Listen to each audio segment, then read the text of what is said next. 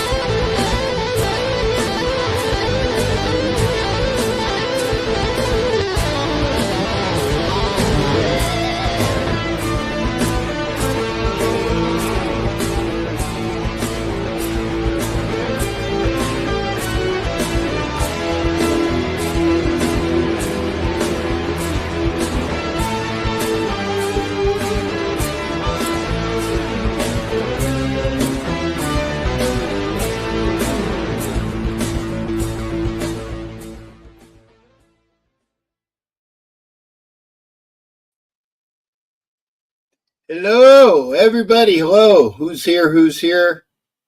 Is that a home run? No. But it is a long. Oh, there's Rojas.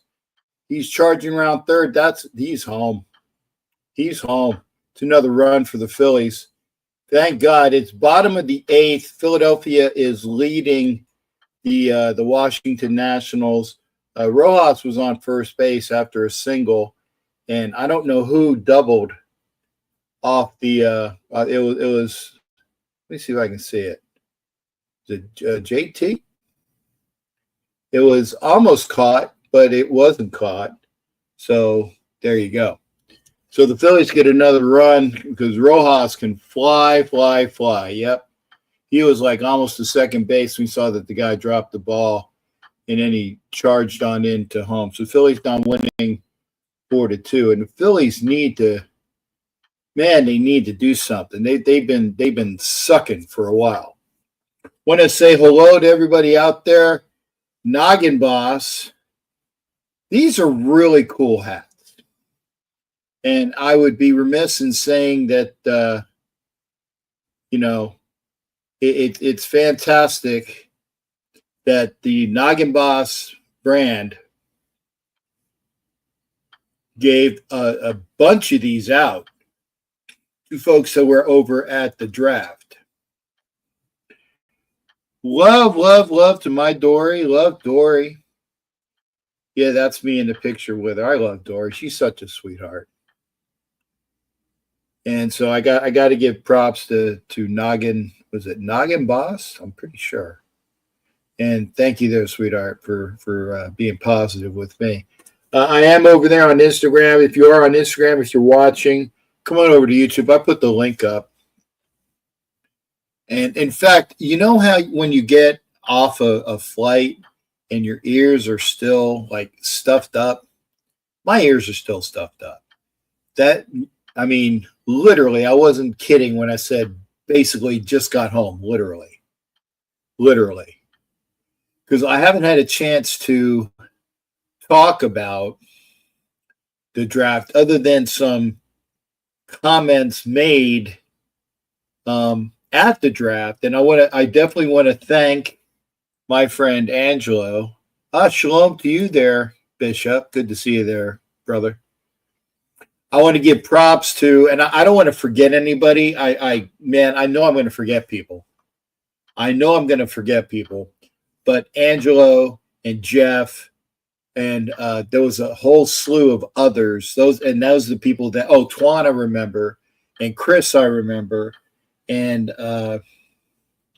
yeah, and I know the guys. I just can't remember all their names, but they were holding it down here, doing shows. And I even did one. They did one the other night for the Sunday show.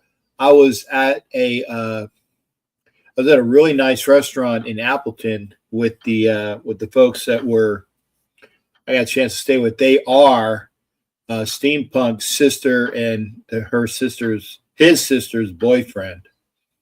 So it was nice to go out for a nice dinner. There you go. It's another run. It's a pass ball. Phillies are now up 5-2, as Turner was the guy who hit that long double. So 5-2, no outs, runner on second as Harper goes to second. EMAC, good to see you, brother. Richard Davis, I am coming at you live. In fact, unless I tip the hat, you're not going to see me. Pink Fanfur, how you doing, darling? I hope to hear from you. Pink, come on over to YouTube if you can, because I always like to hear from what everybody thinks of their draft. And EMAC Daddy is in the house, and he's a Seahawks fan. He takes pills for it, though. Bishop relates he's super excited about the draft. Man, I can't wait to see the result of the coaching board. And again, Bishop, and I'm on record. I am on record stating that when the Raiders drafted Genty and nothing else had happened, I was not enamored with the pick. And I'll hold to that. I won't deflect off that. I won't change it in years to come. I wasn't enamored with the pick because I needed to see some guys in front of them. The Raiders need to rebuild that offensive line, and the very next player taken was Armand Membu, and I thought he was a pick for the decade, right? But the Raiders did address with a guard and a tackle later in the draft. So the Genty pick looks a lot better.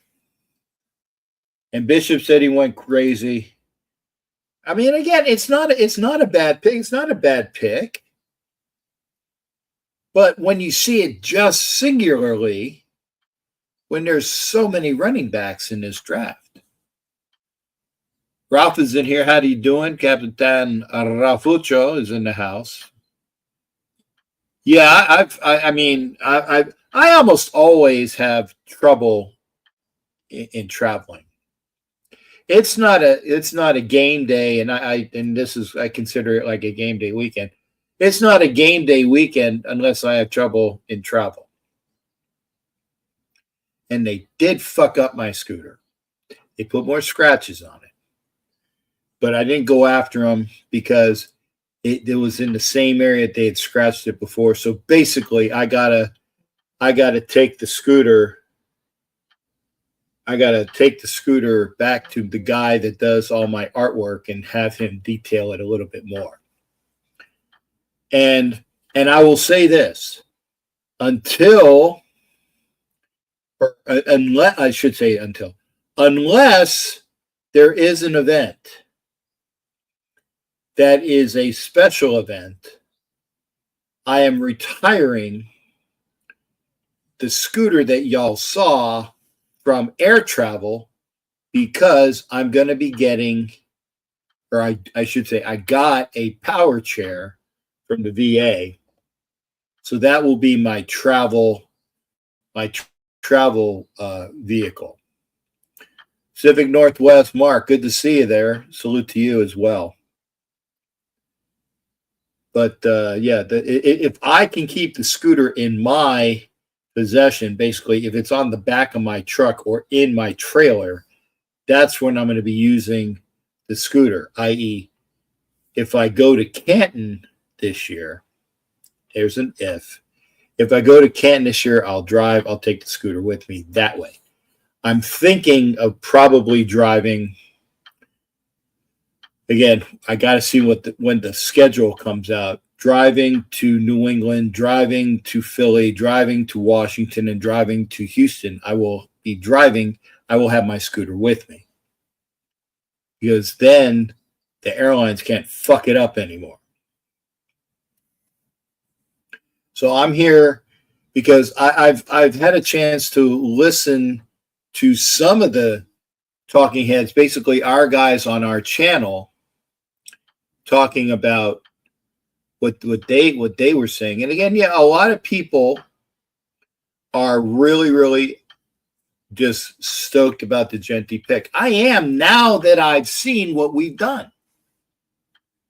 Now that I've seen what we've done, I'm good with it. Hey, Iron Man. Jason, how you doing, brother? Calling from, I believe, Yuma, Arizona. Jason there, yeah. And again, this is not a normal Captain Jack hat, but I definitely want to make sure that I'm giving some good advertisement to Noggin Boss. Yep, Dory, the schedule comes out May 14th, May 15th. I will know then what my plan, or at least I will try to know what my plans are too. Oh, Jet, I'm glad you said, hang on.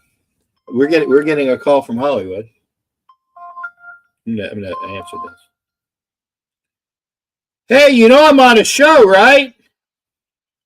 No, I just thought you got home okay. Jesus. Yeah, no. I just got home, and folks, this is Hollywood Raider making and being very positive about me getting home because he saw that I got home, and so yeah, so you're on the show, brother. Whether you like it or not, you're on the show. Well, what do you think about the draft? I know you guys had a lot of fun over there at the draft.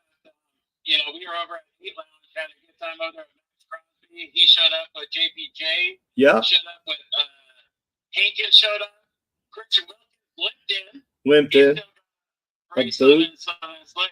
Yep. Yeah. And 3 rookies showed up, which I didn't know who they were, but I think one was our tight end, maybe a defensive end, but a few guys showed up there. So we had like 8 guys there at the 8 Lounge doing our broadcast. So we all had a good time. So positive on the thing. I think we got about an A- draft. Which is amazing. Yeah, which is amazing for any of the media to give us anything as high as that, because they normally said the Raiders get a D+. The highest I've ever remember seeing is like a C-, and now it's like they were being kind to us. So, well, I think ESPN gave us a B. Yeah, fuck ESPN. But hey, we had a good time. There's a bunch of camps going on. Genty's having a camp in Boise, I believe it is, and sometime in June. I know Brock Bowers just had his camp in Georgia. He's got another one coming up here in Vegas here shortly. There's a lot of things going on, and just remember, if anybody can hear me, just remember the Black Hole's coming out that app pretty soon. They have a couple of glitches on it, so it's about a 2-week delay back on this thing. So we were supposed to have it draft day, but you gotta have a couple delays on that. So he's looking like maybe another couple weeks. But I've had a lot of people ask me, hey, where do we need to stay after this next year? Just remember, the Golden Nugget is going to have all those deals. So if you're at the Golden Nugget, you're going to get a package deal, which you'll get a free ride to the stadium, a ride back home. Yeah, it's gonna be so much fun this year, man. Yes, a lot for of sure. good things going on. Yeah, and again, if you have not gotten your membership to the Black Hole, remember, once you get your membership, it's a lifetime membership. You pay once, you're a member for lifetime. You have all your information is there on the phone, on the app. And again, the Golden Nugget is basically the Black Hole home as far as hotels. There's going to be parties up there. There's going to be obviously the same parties that we had at Eye Candy last year. We'll continue that on Saturday. And remember, after every home game on Sunday, make sure you make your way out to Slice of Vegas, where I'll be doing my show from there. And even on the away games, we're going to be doing lots of good things on the away games. I'm going to be at at least 4 that I know. Based upon, I got to see what it is on the schedule. But based on the schedule, I'll be at least 4 or 5 away games. So I'll be giving you guys a positive force for out there for the away games. Hollywood will come out as is possible, but he'll definitely be there for the games at home at Slice of Vegas. And remember, get your membership to the Black Hole. Yeah, definitely. Remember, we're only got about a little over 2 weeks before the schedule comes out. So, hopefully, everybody remember that we're doing the blackout in Houston this year.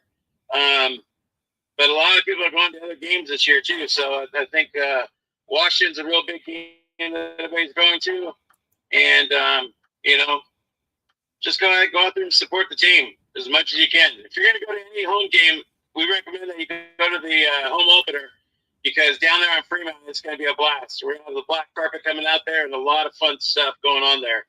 And remember, if you're a member of a different club like TMBC or any other club, doesn't hurt. I mean, join the Black Hole. It's inexpensive and lifetime membership, like you said, and you get all the perks of knowing where everybody's going to be at. Even on the away games, they'll show where the parties are going to be at, and also we're going to have a community page on that thing too. So other clubs can post up on the community page saying, "Hey, oh, by the way, Nomads are having a barbecue on the buy game down in San Diego," so they could post that up there to get everybody to come down. So remember, so it was all about being one, one nation, Raider Nation. That's right. The Black Hole is a unifying organization for all Raiders fans. It's not a club just to say it's a club. It is an organization for the betterment of all Raider fans across the board. Again, if you have events that you want to put out, make sure you get it onto the website as well. And again, just because you're a member of TMBC or a member of a booster club or a member of Nomads, or I can go on and on and on and on, being a member of the Black Hole is like an additional thing. So don't worry about it. One-time membership, you're in for life, man. You can't beat that with a stick. That's it. I'll let you do your show, Jack. I appreciate everything that you do out there for the nation, and I know you guys had a good time. I saw I saw you guys on TV all the time when we were making our picks. So good stuff out there. Thanks for representing the nation in a positive way. You got it, partner. And again, I wasn't trying to be an ass to you when I said, "Hey, I'm doing a show." It's like, hey, I wanted to make sure you knew that when you were on speaker that you got a chance to hang out. And if you want to, you can call me after the show. I'm not sure how long I'm going to be on, but it's always a pleasure. And I'll try to hit you up as well. All right, brother. All right. We'll see you all later. All right. Go Raiders. All right. Thanks again there, Hollywood. Always a pleasure, brother. Bye. There you go. There you go. I think I'm still on. Yeah, I'm still on Instagram. Gord is here. Thank you there, Gord. And China, thank you.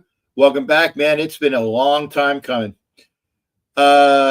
Jeff LaFontaine, actually 401 Raider Jeff. Thank you again. You might have missed it earlier. And DJ Romero over there on Instagram, thank you. I'm putting it over here. Oh wait, I'll move the phone here. There you go. It's great seeing and Jeff, I want to make sure that because you missed it earlier, I thanked you. I thanked Angelo.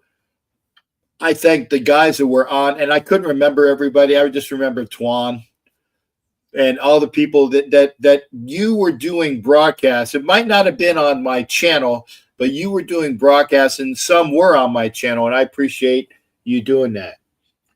Josh, there you go. Josh Gargiulo from Down Under, the Raider Nation International Fan of the Year. Said hello to me over there on Instagram. Hello there, brother. Come on over to YouTube if you can. Come on over to YouTube.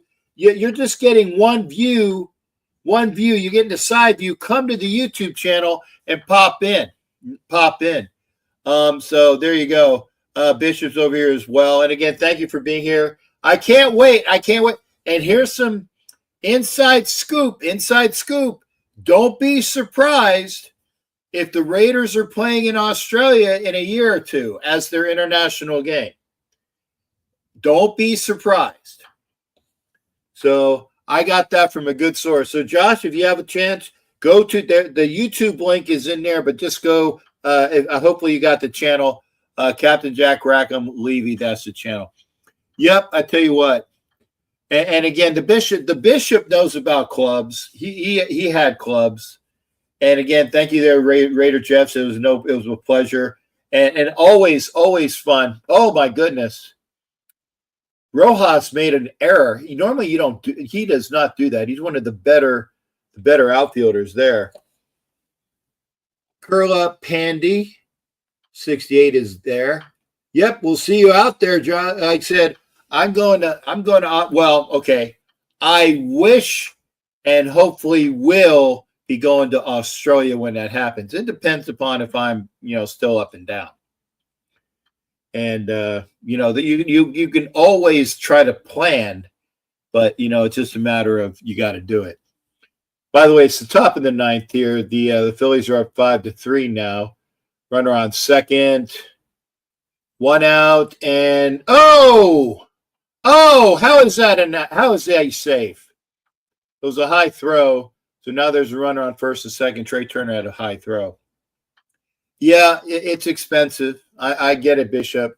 It is expensive, but I have a feeling that if again, and I'm looking for Josh. Yeah, sure. Up in over in Australia. Maybe the Raiders are going to Germany this year. There is talk of that too. About them going to Germany. He's out. I just saw the replay. How the hell did they call him safe? I hope they appeal that. Is this the appeal? I think they should, because he was out. He was out on the tag.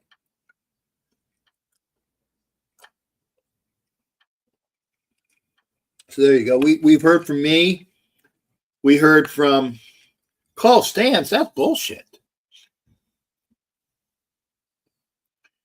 Okay. You didn't tag him. Kenneth Clark, good to see you, brother. Kenneth Clark, my friend, my Jaguars friend from Palatka. Good to see you. Is in here as well. Kenneth Clark is a regular. And I thank you for all your positivity. Again, now there's one out, runners on first and second. And so the Phillies got to get out of this inning. And yeah, Matt, Brazil or Mexico. I go to Mexico. Brazil, remember, there is a language barrier. They speak Portuguese down there. Portuguese is not Spanish.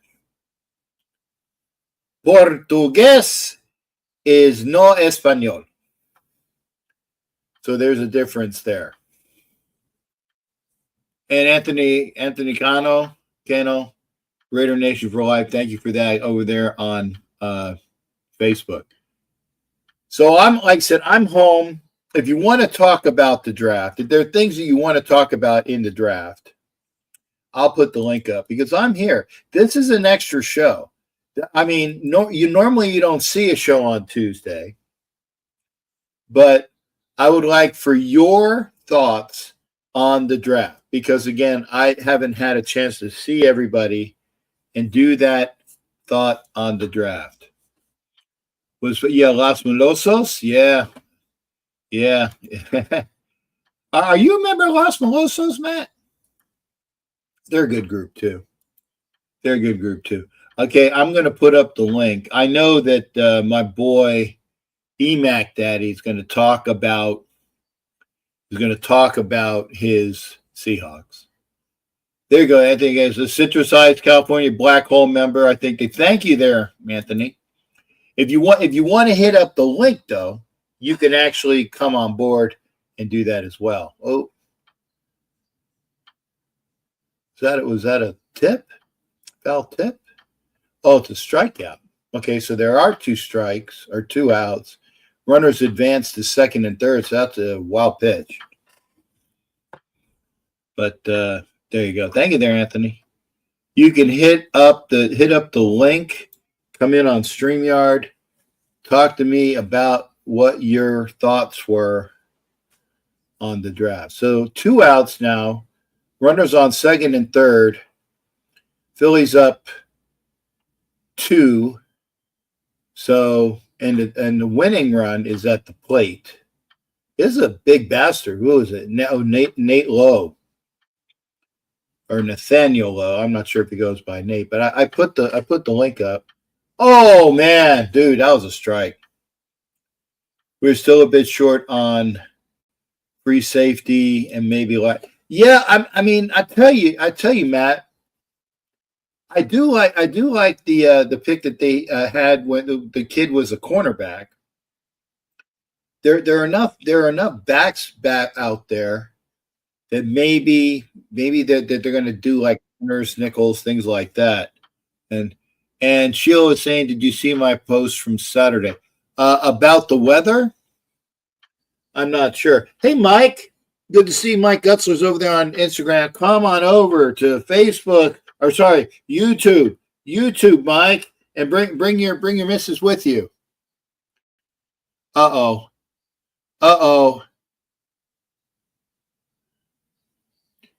A 3-run home run by Nathaniel Lowe, which means the Nationals are now up 6-5. That sucks. Chris Raiders, thank you for that. See you back. And Bishop, I see you. I'll get you in a second. And Jimmy Farrell's in here as well. Thank you for that, Jimmy Farrell. I got you. I see those pearly whites. Man. How you doing, man? What's going on? What's good, man? Shalom, everybody. Shalom. Shabbat shalom to you. Thank you. Man, I went cuckoo crazy because I was watching the draft just like you. And when I see the Jacksonville trade up, I was like, oh, yeah, I smell it. Because simple math would tell you who's going to pick what. Huh? Yeah, so you actually know that the Jags were going to go after Hunter? Well, I talked to some friends at the VA. They're not Jaguar fans. One's a Giant fan, one's a Chief fan, and some of these other guys, Cowboys, whatever. But the hot talk was that the Cowboys are going to try to move up to get our running back, but yet, it wasn't going to happen. It was too far to go. So to see, I didn't know Jacksonville was going to do it. That caught everybody, I think, by surprise. Yet when I saw them do that, I said, oh, wow. So if they trade up, they're not going after Yankee because they were rumored to be going to get him. So they went after that wide receiver. That moved everything back. And I said, well, then there it is. That means Shador is not going to get picked.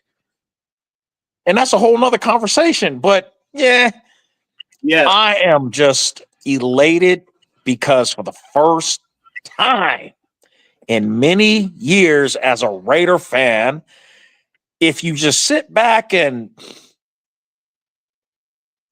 take a bite on reality, we've had coach, we've had GM, we've had so much nonsense hit us in the mouth.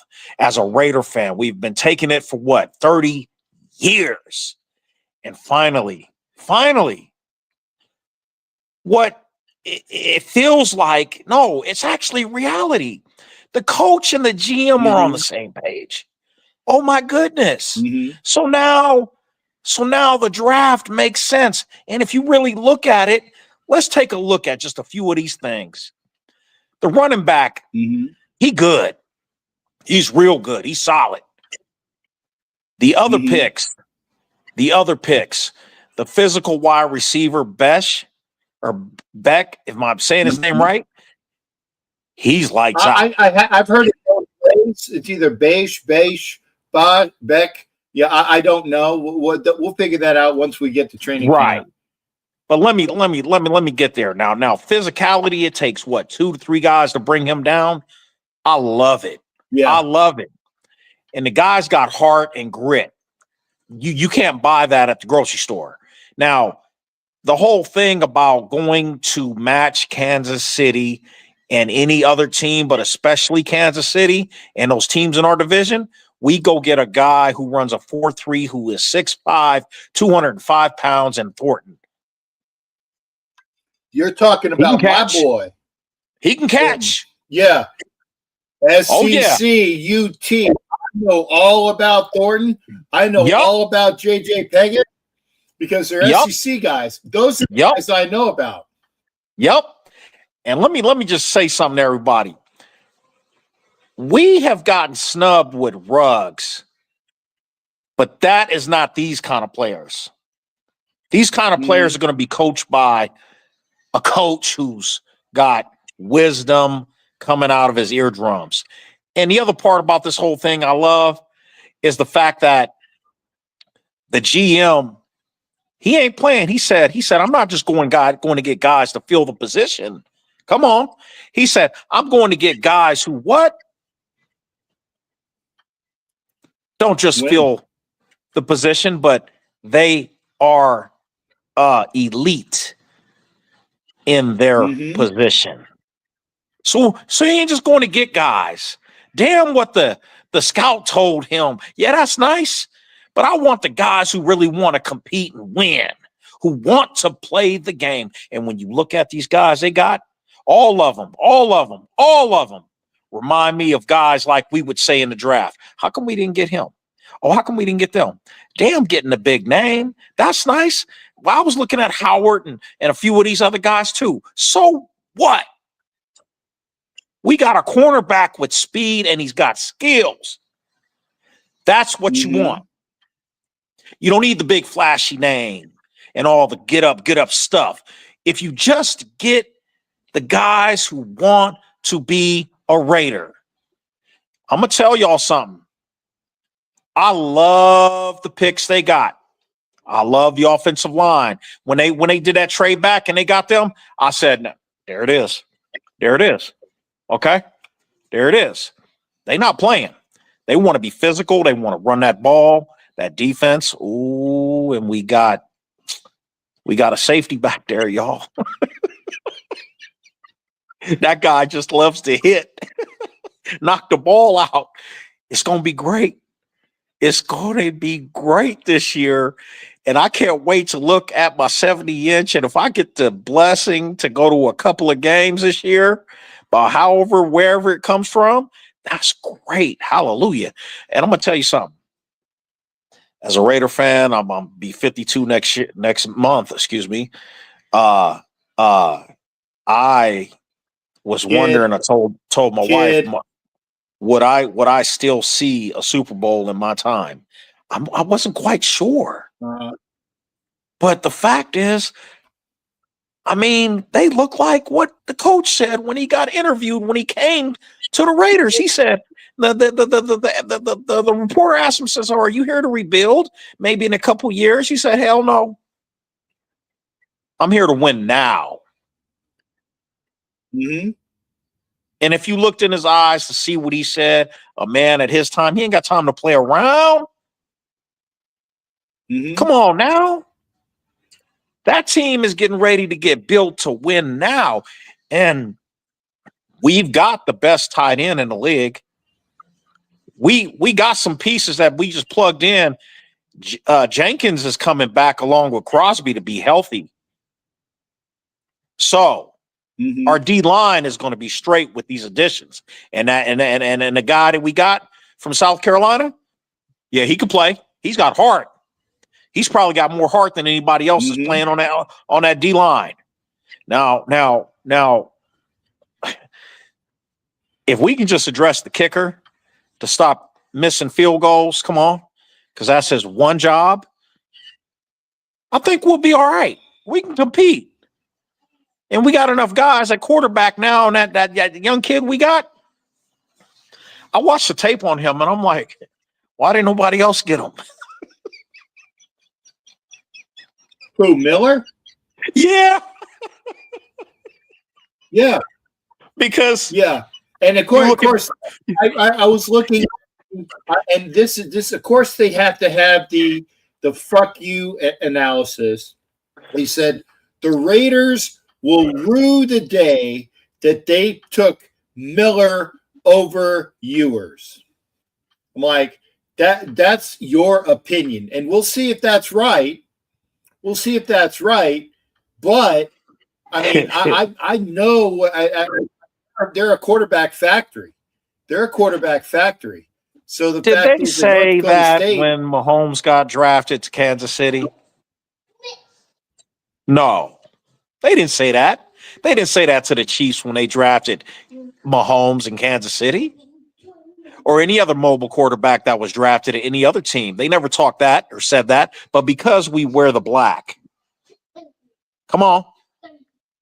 That's what I've said to the nation every time I see a fan. I say, look, especially a young one, I say, don't ever trade these colors for nothing.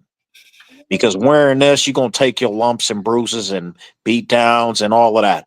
But if you stay long enough to see the win, it'll taste better than any steak you ever have, any beer you might try to drink, any stuff you try to smoke. It'll be better. It'll be sweeter. It'll be greater because you waited out the storm.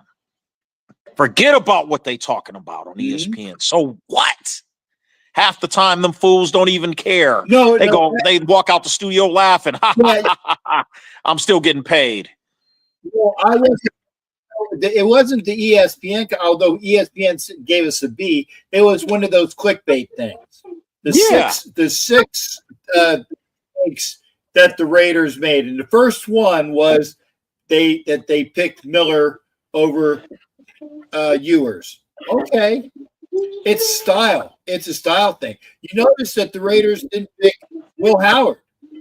And, you know, I hate saying it, that's an indictment on Will Howard, and he was in that system. Okay. They didn't pick Ewers. And not only did they pick Miller, and then they went and picked up the kid, and I know you know about him, the kid from UNLV, as an undrafted free agent who can run and pass and throw. And he's a UDFA.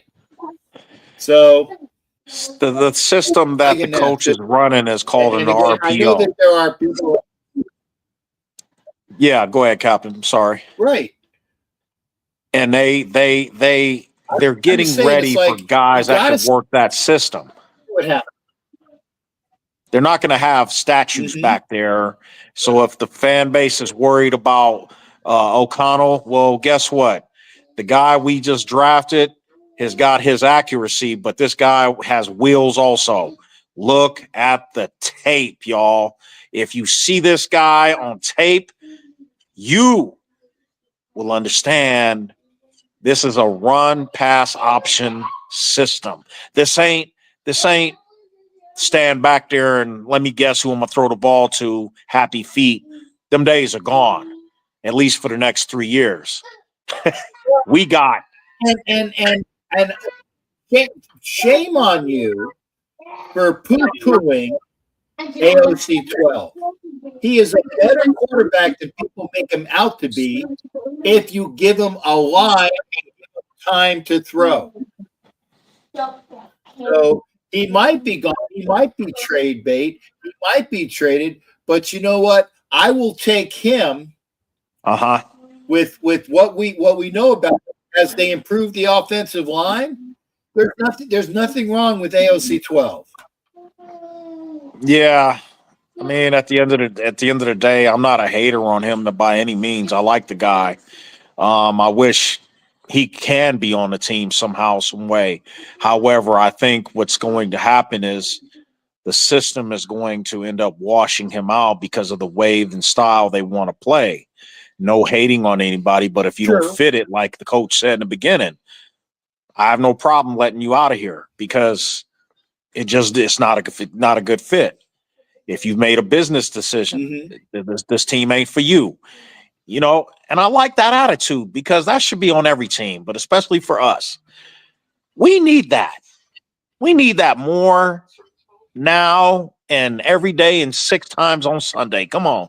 If we don't have the stomach to have some old school toughness and reality and style in that locker room, why are we gonna watch the game? It's just gonna be another dog and pony show. Yeah. But this year is different, y'all. I can't wait to see Genty run all over him and Mostert.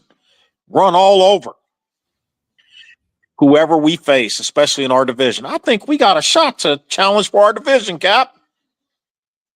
I really do. That would be nice. I ain't talking smack. I'm looking at, Thornton gonna take the top off the defense in Kansas City. They not the only one with a fast couple of wide receivers. We got Tucker and we got Thornton. Pick your poison. And we just happen to got the Brock Bowers, best tight end in the league, and Michael Mayer. Right. I don't know if Tucker is going to make the team. And I'm not hating on Trey Tucker. But if you got somebody who's faster than him and is probably about 7 or 8 inches taller than him, and you got other guys over there like Bates that's in there, I would put him at special teams. He might be kick return. He might be relegated to team's kick returner guy.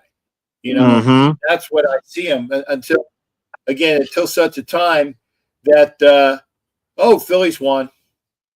I got to say it. I'm watching it as we go. So apologies. I am listening to you, but I got an eye on my game too.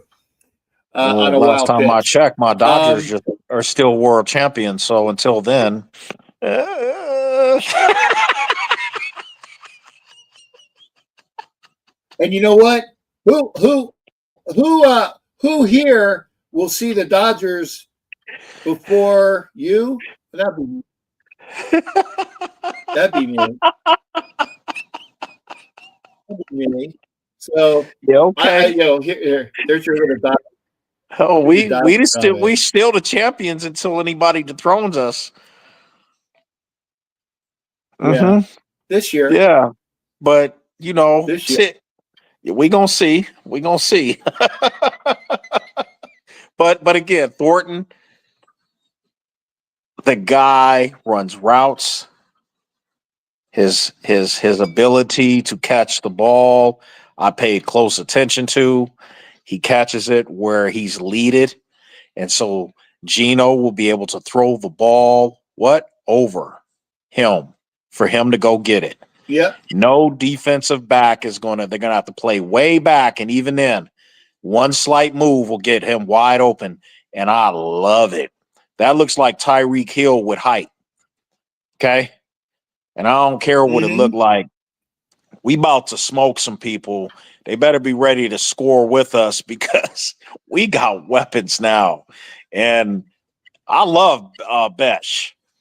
I think he's going to really shock the world because he's not only playing with his ability, but he's playing with his heart and his emotion, and he wants to prove everybody wrong.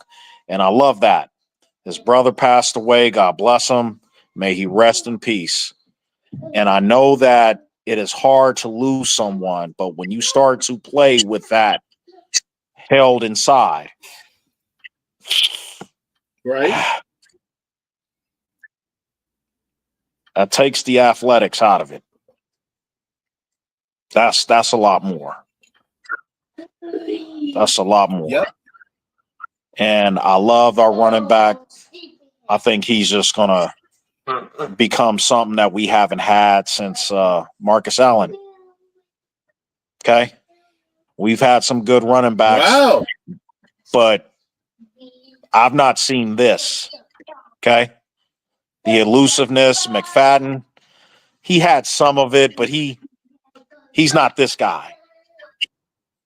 Mhm. This guy kind of reminds me with his you can't tackle me mode of a Barry Sanders type, if I may go even that far. You know, Good but to see it, Bird. There's my Eagle buddy, Bird, who I was in the house with this weekend. Great guy that he is. Malshar. I'm sorry, I'm waving at you over there on Instagram. I got things going on. I'm not ignoring you there no Bishop, problem. but it's there. My little boy was over here. I didn't want him to interrupt. No worries. And again, I hear him, and obviously I know that Papa's making him a Raider fan from jump. Oh yeah. Yeah. Oh yeah. Yeah. He saw Legoland and SeaWorld this past weekend for the first time, and he enjoyed it. But you know, he was wearing his Raider hat. Mom took him to the restroom, and this guy said, "Why are you crying?" "Oh, I get it. It's because you're wearing that hat." And I said to my wife as we went to the car, I said, "Why you didn't tell me anything? I sure would have liked to ask him who his team is, because he's probably boo-hooing about the fact that his team didn't do what we did in the draft." Okay. Mm-hmm. It's one thing to suck, but when you know that you're going to reset and get ready to put the chips where they lay and get right back into the winner circle, oh, I can't wait to make Kansas City our doormat. We've been sitting too long at the bottom of our division, and I'm so tired of it. When the Chargers beat us, come on, the Broncos? Are you kidding me? Are you kidding me? And all these teams that are in our division are kind of. I actually have. Go ahead. No, I just said I had a Broncos fan when he said, "Hey, I saw you at the draft," and he's a Broncos fan. His wife is a Chiefs fan. They're from Kansas City. I met him at the airport. Really nice people. And he said, "I saw you," and I said, "He said you guys, I saw you at the draft." I said, "Well, what'd you guys do?" And this is to the Broncos fan. And I first off, I agree with this. Get your Noggin Boss hats. They're awesome like this. Get your Noggin Boss hats. They're awesome. I mean, they can make me look good too. I need one of those. That is. But what you guys? They're about a Bird. What are they like? 135 to 150. They're a little pricey. They're a little pricey. But you see what you get. You see what you get there. But getting back to the Broncos, he said we didn't really do anything. He didn't see what we did anything. Hey, Flower Heart, good to see you, sweetheart. Somebody came in. Okay. We are going to be joined in a little bit by China, if she can get. I don't see her. I don't see her camera though. Uh-oh. China, hopefully you got your camera squared away, because it's not showing it. I want to bring you on with the Bishop as well. Oh, and Jack Kenner reminds everybody, and I appreciate that, Jack, is that there's 10 people in here. Okay, there she is. Okay, there she is. It said there's 10 people in here, and Jack Kenner says there's only one like. Get those likes in there. Like, share. And I appreciate. That's right. Okay, AKA the box is there. Thank you for being here. Nightly Press, thank you. Hit me up over there you're watching on Instagram. Come on over to YouTube to get the full show. But yeah, I'll send Emac. I'll send it in a little bit, but I want to. I want to make sure that 20. Yeah, it's $129. So they're $129, but they're sharp. They're sharp, and that's why when I had to wear this on the flight yesterday and today because I couldn't pack it. I couldn't pack it. You know, so I was lucky today that on the flight from Minneapolis down to here, Yeah. that we had a seat in between us. So this was a seat in between, but it's sharp, and you got the big stuffing thing. And what I'll probably end up doing is I might get my airbrush guy to maybe do some, maybe put some Captain Jack stuff on it, so it is a legitimate Noggin Boss squared away, only Captain Jack hat. But yeah, and there you go, like Birdman. it like it is, go get. Remember, oh, I do too. And because I saw that they saw this, they said, "Hey, you like because this is like the metallic black." Yeah. So, Yeah. oh, Mia, okay. Mia, who is Birdman's daughter, gets like a shout out. Shout out to Mia, baby, Mia. And by the way, Birdman, Betsy was talking about having you and your kids up at the house for when the Eagles, and I said that correctly, the Eagles play the Packers this year. She wants you and your kids out there. So get with Betsy. But yeah, Birdman is great. Louis, the people's champ, another great Eagles fan. We had a ball up there. It was fun. Sam had to wear the airline. Yeah, there you go. And again, Birdman wore his to the airport as well. And again, hi to Mia. But again, just like you said, and I'm going to bring in China. China, get ready. Normally, China has her. I don't know if she's going to have her. What's the best way to say it? Her endowed features. Because I always enjoy making her. What's the word I'm looking for? Blush. Making her blush. But how you doing there, Miss China? What's going on there? There she is. That's a great smile too. Up. Are you frozen, honey? She might be frozen. My Facebook post back on Saturday, y'all, about this whole Shador crap that was going on. I saw it. Everybody's talking about how come he how come he didn't get get picked because of his race. I was like,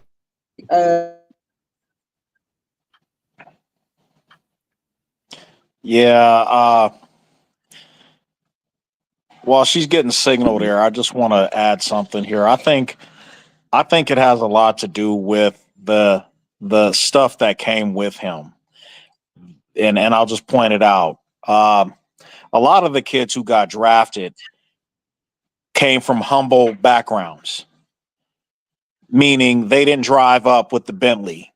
They don't have what he's coming up with. Anyway, and all that stuff that comes with him is not coming with these other draft picks of quarterbacks that are getting drafted, just like Gabbers or whatever his name is. If I'm have his name wrong, from Oregon.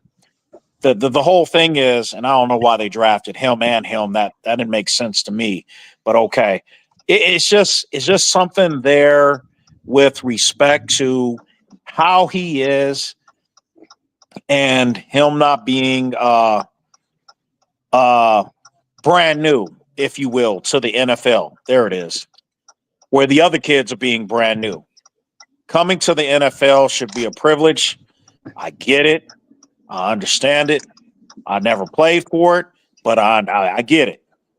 And so they don't want somebody who is not going to take this the same way as somebody who never had it or never had a taste of it by, say, their parents. Well, I'm going to remind people, for those that are looking at the camera right now, and I hate to state the obvious, China is African American. In my colloquialism, she's black because I'm older. Bishop is an African American. In my colloquialism, he's black. And the fact, and they both hit it on the head. They both hit it on the head, although I think China was a little bit more direct. But the points were taken, and here's what I said. Stop saying that they didn't draft him because he's black, because he's African American. The reason why he dropped was because he was an ass. He was an egotistical, look at me, wearing chains and the headset while he's going through interviews. Like, yo, I don't need you to do this to me. Yo, I'm a top 5 pick. You know, okay. That's bullshit. He is not. It was his. I'm sorry. It was his attitude. Sorry, Jack. Yeah, that's what had. Go ahead. Sorry, Jack. I hate to China. say this, but I've seen in the past 2 freaking seasons, I've seen him play like dog. I'm sorry, but Bishop, forgive me for my language. He plays like dog shit. I've seen him play when he played against Colorado State. He's sitting there being as arrogant as all get out because the quarterback from Colorado State was trying to shake his hand, and he didn't want to do that. When I think it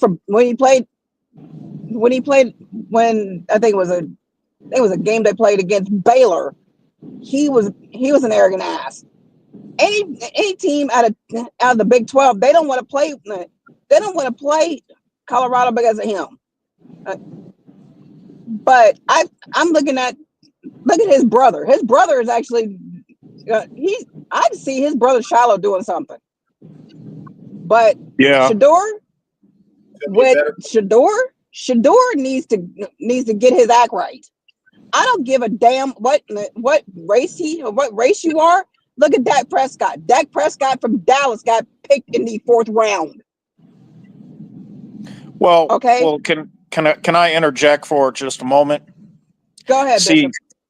Here's the thing, and I don't think enough people are really looking at this the way it is. So, like you said, and here I go, and I'm just going to put it right where it needs to be. There's too much of Dion here. Dion has now poisoned his son with this mantra of "You're entitled, you deserve it." Oh, don't let them.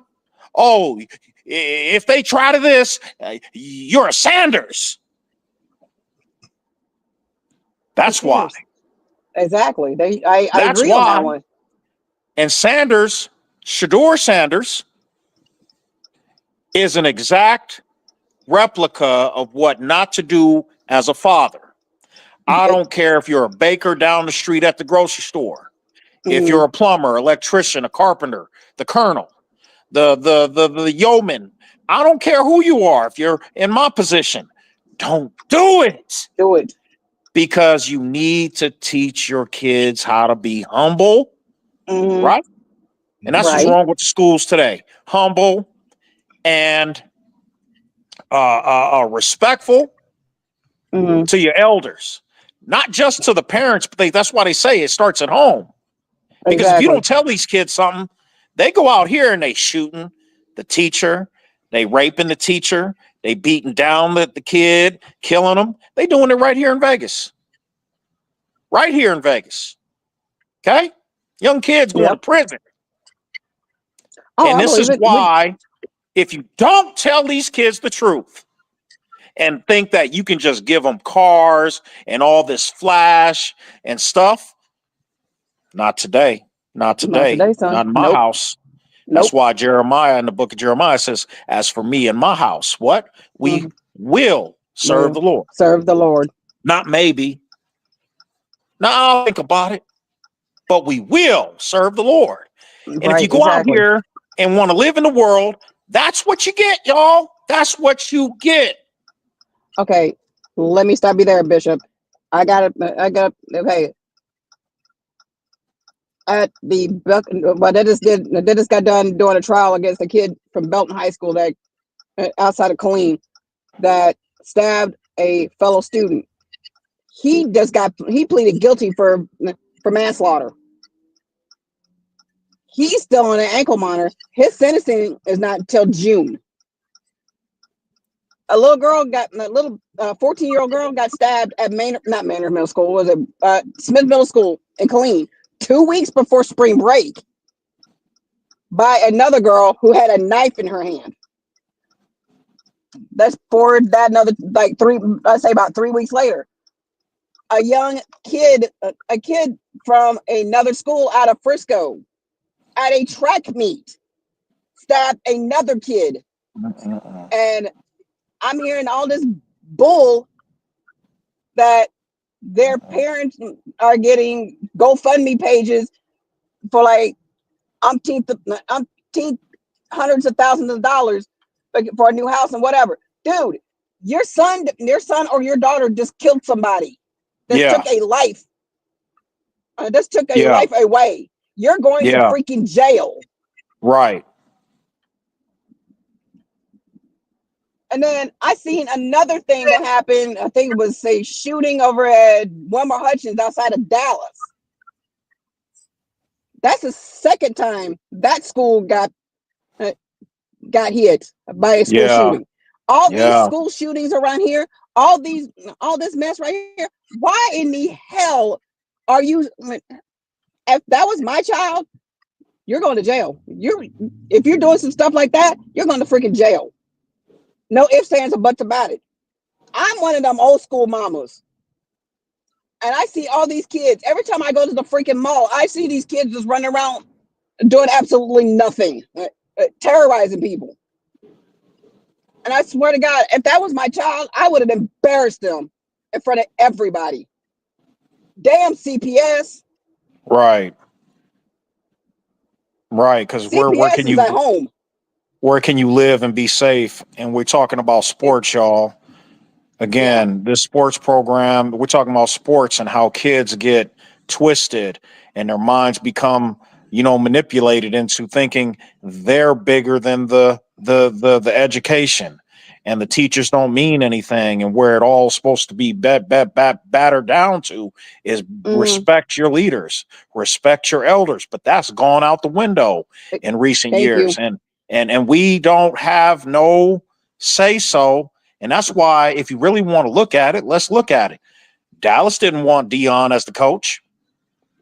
He wasn't harking to get him out of all the picks. He didn't pick him up. Pittsburgh neither did the Raiders. Pick Shador.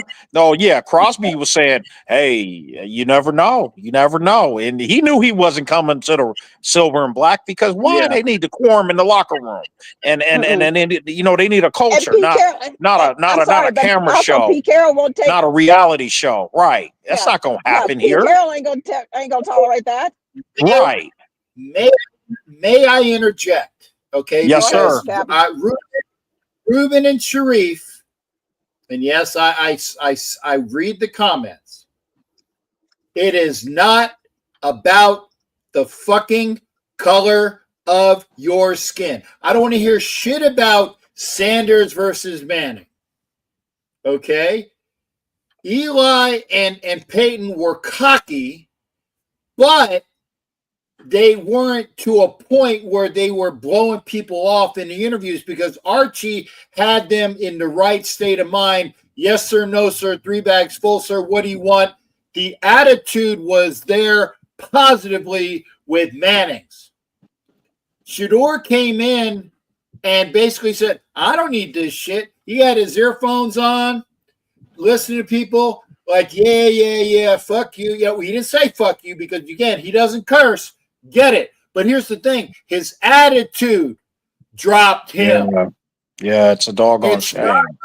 It's about the attitude. And Johnny Manziel was taken high. But Johnny Manziel also played in the SEC, won a shit ton of games in the SEC. And when his attitude was checked and his play and performance was shown, he was shown the door. Ryan Leaf, when his performance was shown, he was shown the door. Jamarcus Russell was the number 1 pick in the draft. Number 1 fucking pick of the draft. And he showed his ass and he was shown the door. Okay? It's not about the color of your skin. It's about your work ethic and your freaking character. Yeah, because like I said, a lot of people didn't like Deion Sanders when he was playing the game. He went from team to team with that whole mantra. Look at me, look at me. He said it when he played the game and wore them chains and all that Miami type mantra. You know, it's me. I'm the thing. And that's why T.O. didn't last in the league either. He tried that. And they said, you're going to get out of here with that. No team wanted to play him after he came to another team and started that stuff again. And guess what? It's so sad, and I don't wish bad on nobody. But I don't get why Cleveland, let's look at them real quick. Why would they take a quarterback, a rookie, and then draft Shador? I don't know. What you need that for? You got 4 or 5 quarterbacks over there. Yeah, no, you got Joe Flacco, duh. Yeah, Joe Flacco and all them. Right. You doing what Atlanta did. And you still got the dude over there with all that money. Mr. Massage Parlor. Oh, yeah, Deshaun Watson. Whoa. Didn't Cleveland draft Dylan Gabriel, too? That's what I said. They got him before Shador. What you need Shador for, man? Strengthen up your old line. Do what you need to do. You good, man. You got the defense. Now get your old line straight. What you drafting Shador for? Hey, Sharif, that is pure bullshit. And you know that this is about the only time I will say this on this show. You know that I am right of center. But President Trump is talking shit to appease an audience, to project to the audience about, look at this. He has an agenda with what he's saying. I'm telling you, Shador Sanders, if he was playing in the SEC, wouldn't have fucking started. There's a reason why he went to Colorado. Because he could he's start in the Big 12. He wouldn't be Knox in the SEC or the Big 12 or the Big 10. Yeah. So I'm just saying. I looked at the tape, and I don't think he would have fit the system of what Pete Carroll is trying to put forth in the first place. Exactly. I was just going to say he can move, but he's not. But he's not Geno. He's not Geno. I was just about to say the Geno exact has same run thing. that system, and so we're good. We're good.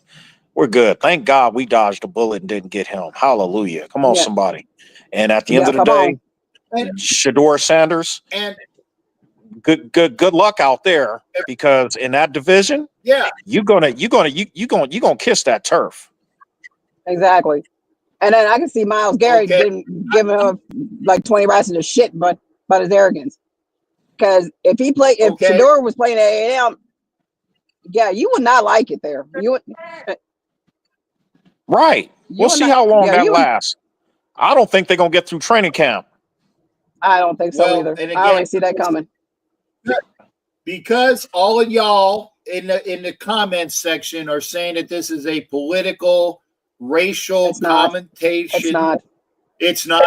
But having said that, I want to thank Bishop for coming in. I want to thank China for coming in. And I'm just going to say it. If the Raiders get Sanders, it's because the Browns cut his ass. And if the Browns cut his ass and the Raiders don't pick him up, there's your fucking information. There's what they feel about Shador Sanders. That's the true test. If Shador Sanders gets cut and anybody can have him. But let me say this, Captain. Let me. Okay, draft wise, we actually did really good because we drafted Jack Beck from. Oh God, that his story killed me right there. His story literally brought me to tears because that was his brother was when his. Yeah, that was a God. I think that was a God's gift right there because his brother wanted him to play for the Raiders. Coming out of TCU, I can see him just being one of the big dogs right there. I forgot Cam. Was it Cam Miller? We got 2 quarterbacks. one's going to probably be backup to Gino, and the other one's going to be emergency quarterback. We actually did really How you good. doing there? 8-time, 3-time. Come on over to YouTube. Yeah, so we Come on did over. really. Right. We did. I love the draft too. And that's why I came on, because when the draft happened, I was sitting there just like, wow. Yeah. They actually addressed our need instead of going for the big name. We got Exactly. good players, and we don't need all that flash and stuff. Mm-mm. And I'm glad he No. don't want the malcontents in the locker room. Thank you, No. Coach. Thank you, Yeah, Coach because Carroll. Hallelujah. Pete Carroll is all about the old school way of playing football. Right. Right. We got time They for all of that. And folks, I'm going to cut it at this because I know that people are cheesing to come in. Okay. Okay. And if you want to continue this conversation, want to get what fine. But I'd rather talk about what else. What else? Okay. Because I know Emac's going to talk about his Seahawks, and he says he's not going to troll tonight. Emac, you're on a short leash. I'm just saying it. Salute to you. I need to get my hand in there. Salute to you, Bishop, my shipmate. Salute to my other shipmate, my army lady. Good to see you as well. Go all right. Army. You said it. So again, thank you for being in here, both of you.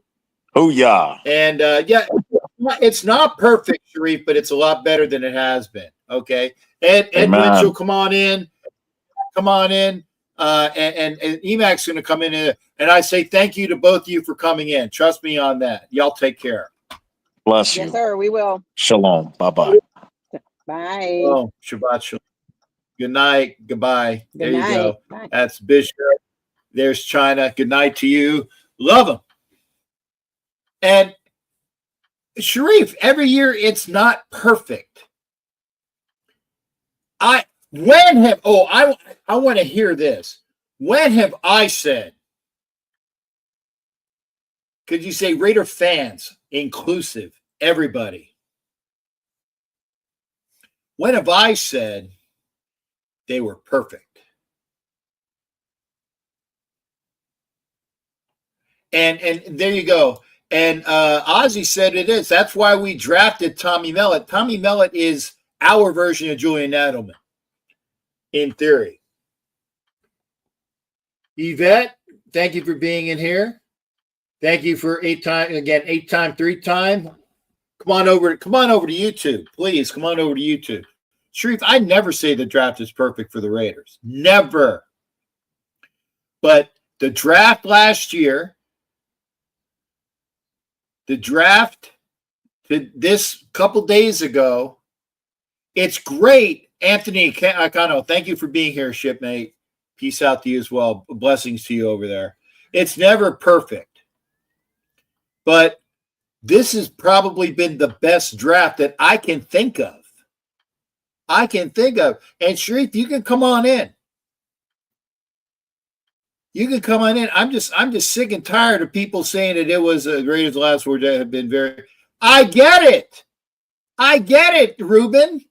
But Sharif said every year the Raiders fans think the draft is perfect. No, are you fucking kidding me? Van City, good to see you, brother. Yeah.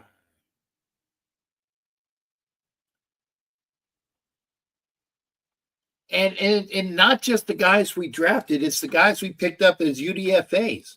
The quarterback from UNLV, Jaw Joyner, and the linebacker from Kansas. These are just the ones off the top of my head, right?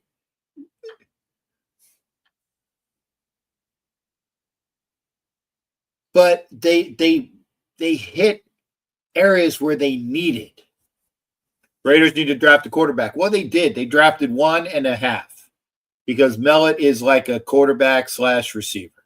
And then they picked up the kid from UNLV. That was a pickup. But I tell you what, I said, Ruben, come on, man. Stop smoking that shit. I defy somebody to tell me that I've said the Raiders draft has been perfect. Honestly, I defy anyone to say it's been perfect. And Ozzy, thanks for saying that. The ESPN give Ravens an A+. Okay, well, who'd they draft? I don't know. I'm honest. I don't pay attention to other teams until I come home. I came home. And that's what I'm getting here. John Wayne, good to see you there over on Instagram. Come on over to YouTube. And see, and there you go. Thank you. And the UDFAs keep rolling in. Thank you there, Ozzy. Too good at UDFA because we needed linebackers. Matt Jones from Baylor, I've heard really good things about. Jalen Walker. Okay, Ruben again. The owners have been spoken shit. I don't. I don't. And I appreciate Bishop being in here. I appreciate China being in here.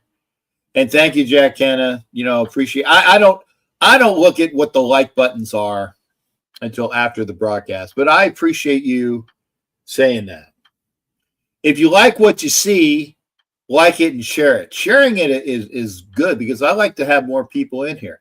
I will put the link up again. Come into the show.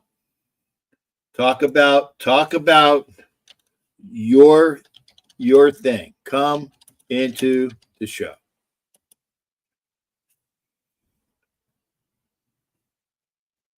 Because we've been looking for it. I'll get to you in just a second there, Sharif. I want to copy what I've been throwing out, and I'm going to put it out for all of the other, things. I just have it on. Okay, all destinations. There you go. Let me get this up there, Sharif. Nikki, good to see you. Good to see Nikki. And again, congrats. I see Nail up. I don't get it too far. Where is it? Okay, there it is. Nikki McLaughlin, good to see you. Nikki was over there at the draft as well, representing the Jaguars very well. Okay. I have Sharif coming. EMAC, he beats you in.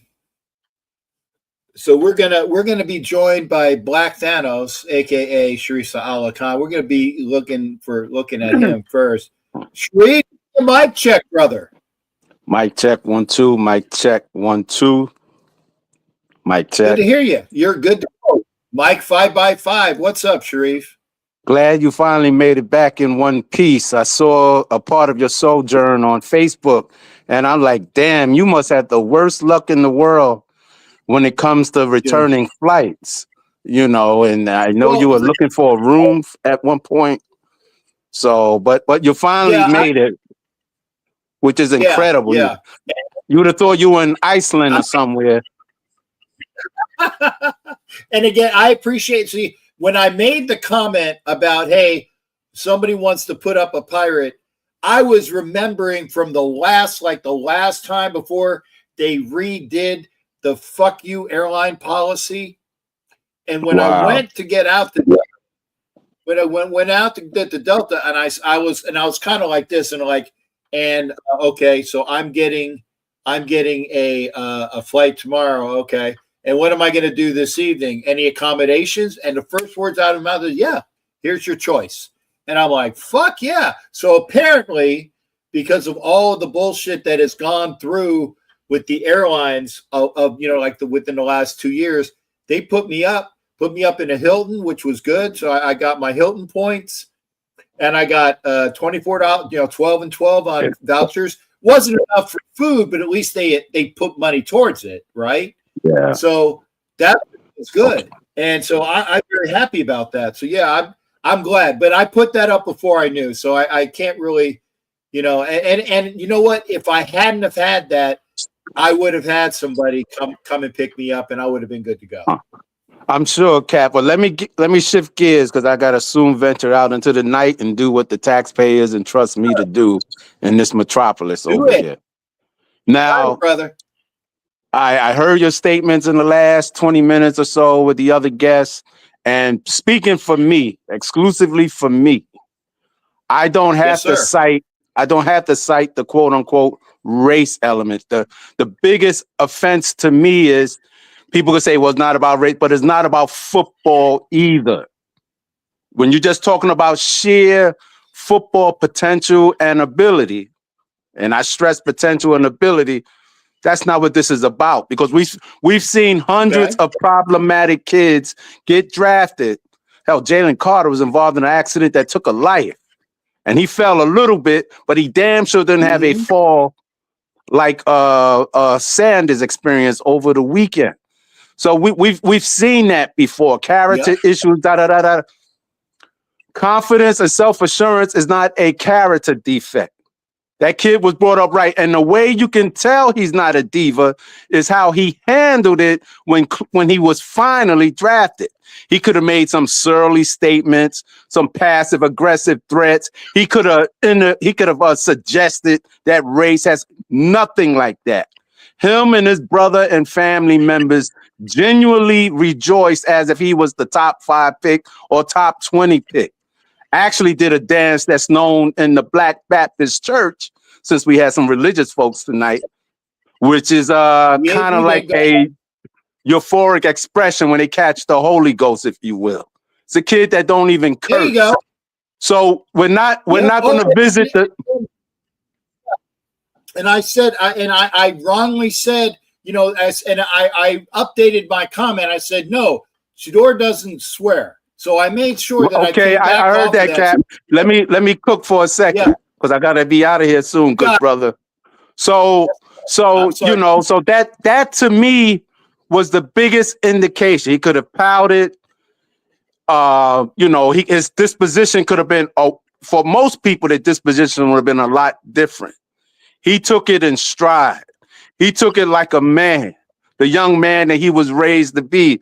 And say what you want about Deion Sanders, the man produced, and still arguably the best man-to-man corner the game has ever seen. He's played in a World Series and multiple Super Bowls.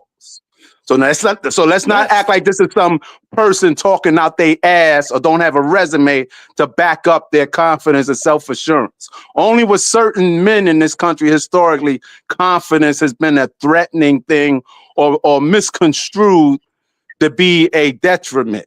I don't want a quarterback that don't have any confidence. Let's make that clear. No. And if Shador is arrogant, and I say this in all objectivity, then so is Max Crosby. Ask Max Crosby who the best defensive lineman is. You see the jewelry around Max Crosby's neck? Max Crosby don't drive no damn Honda Accord. So keep that same standard. We're not going to yield to some double standard and apply it to Shador Sanders because you have some resentment of his father, or the league fears the power that Deion may has as soon as he come into Colorado and he get the number 1 prospect in the country, Travis Hunter, because that's who Travis was, to go there and follow his vision. They just got the kid from Florida State today, the 5-star wide receiver recruit. So the blessings, if you will, keep coming.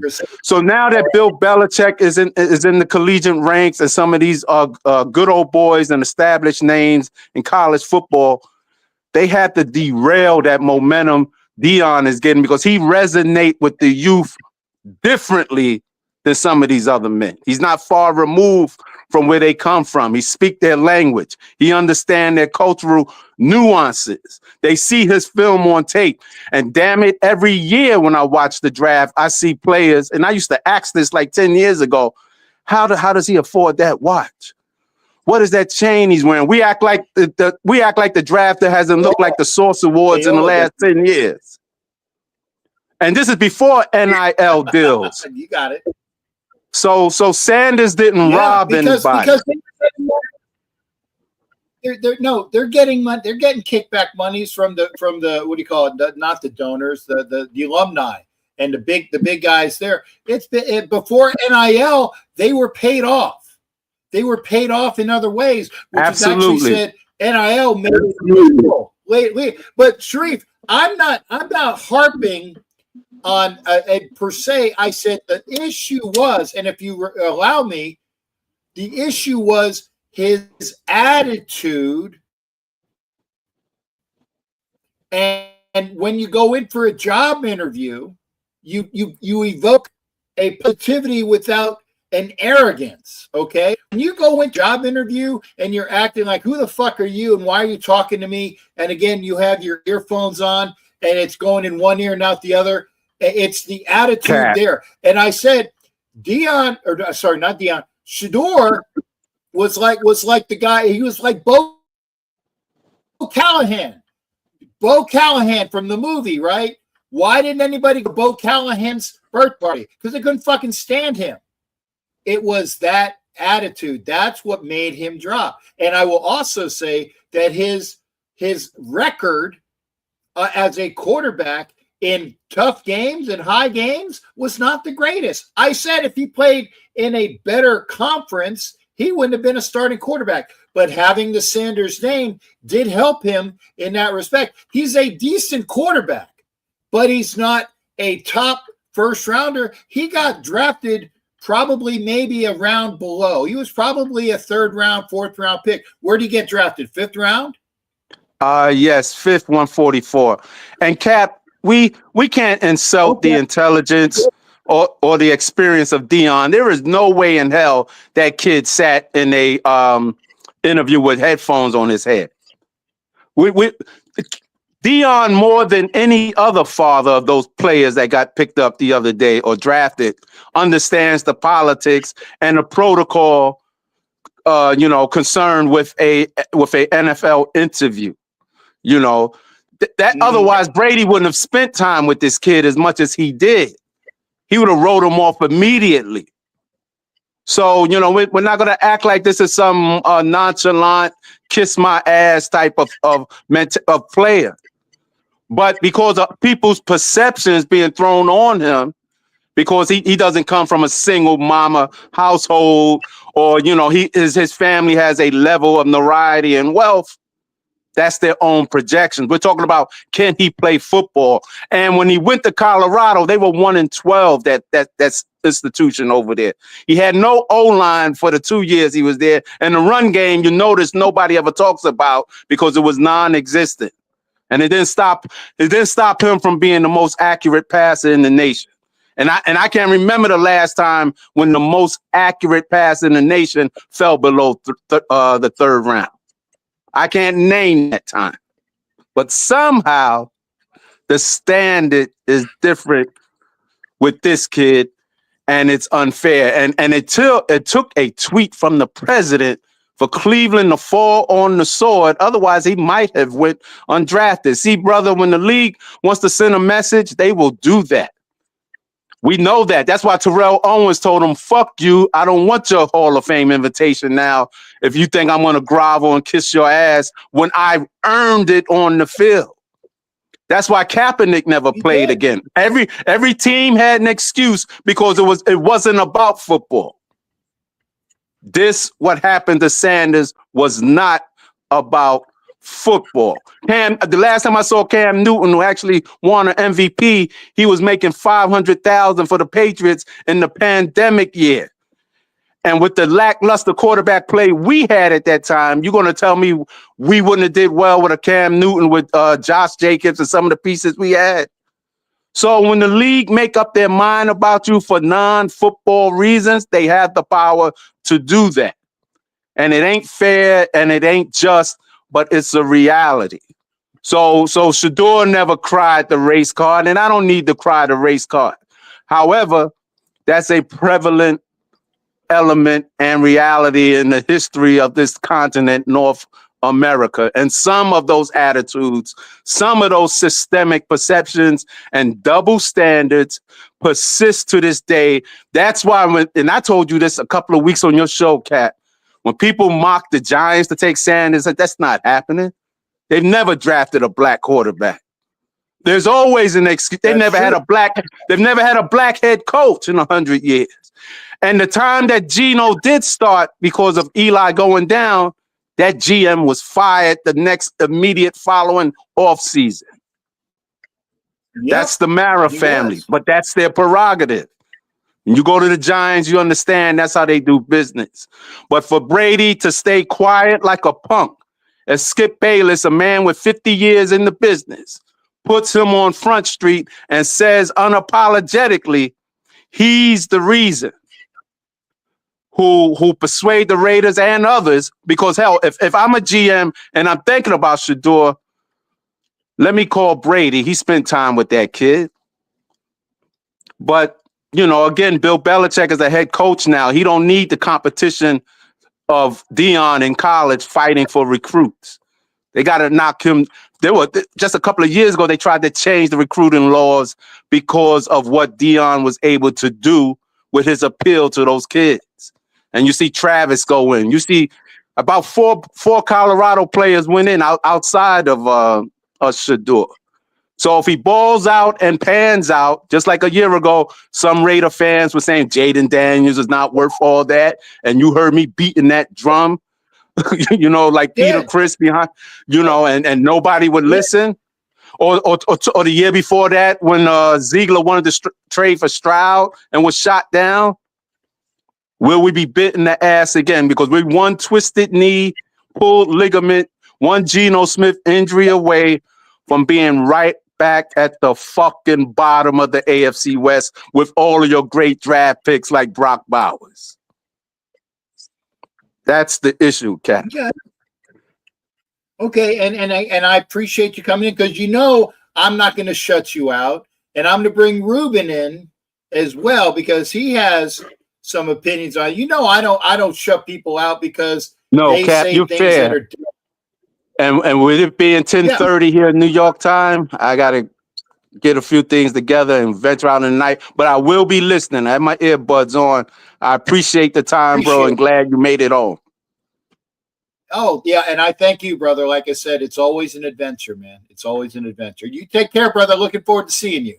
Thank you, bro. I'm like the Navy. I'm an adventure, baby. Right on. Spot on, brother. You take care. That's Black Thanos. Good to see him. And as promised, I'm gonna bring in Ruben. And Ruben, like I said, you can swear. Yeah, you know, you're in. You're in. I don't have to swear, No, Bill I'm Sharif. just saying. Covered a lot of it. I mean, people can say what they want, but I don't know how many of you guys seen the Boomer Esiason's interview that was just posted up about maybe a few hours ago today. He said from a few sources himself, out of his own words, he said that the owners already told him take him off the board. So what does that tell you?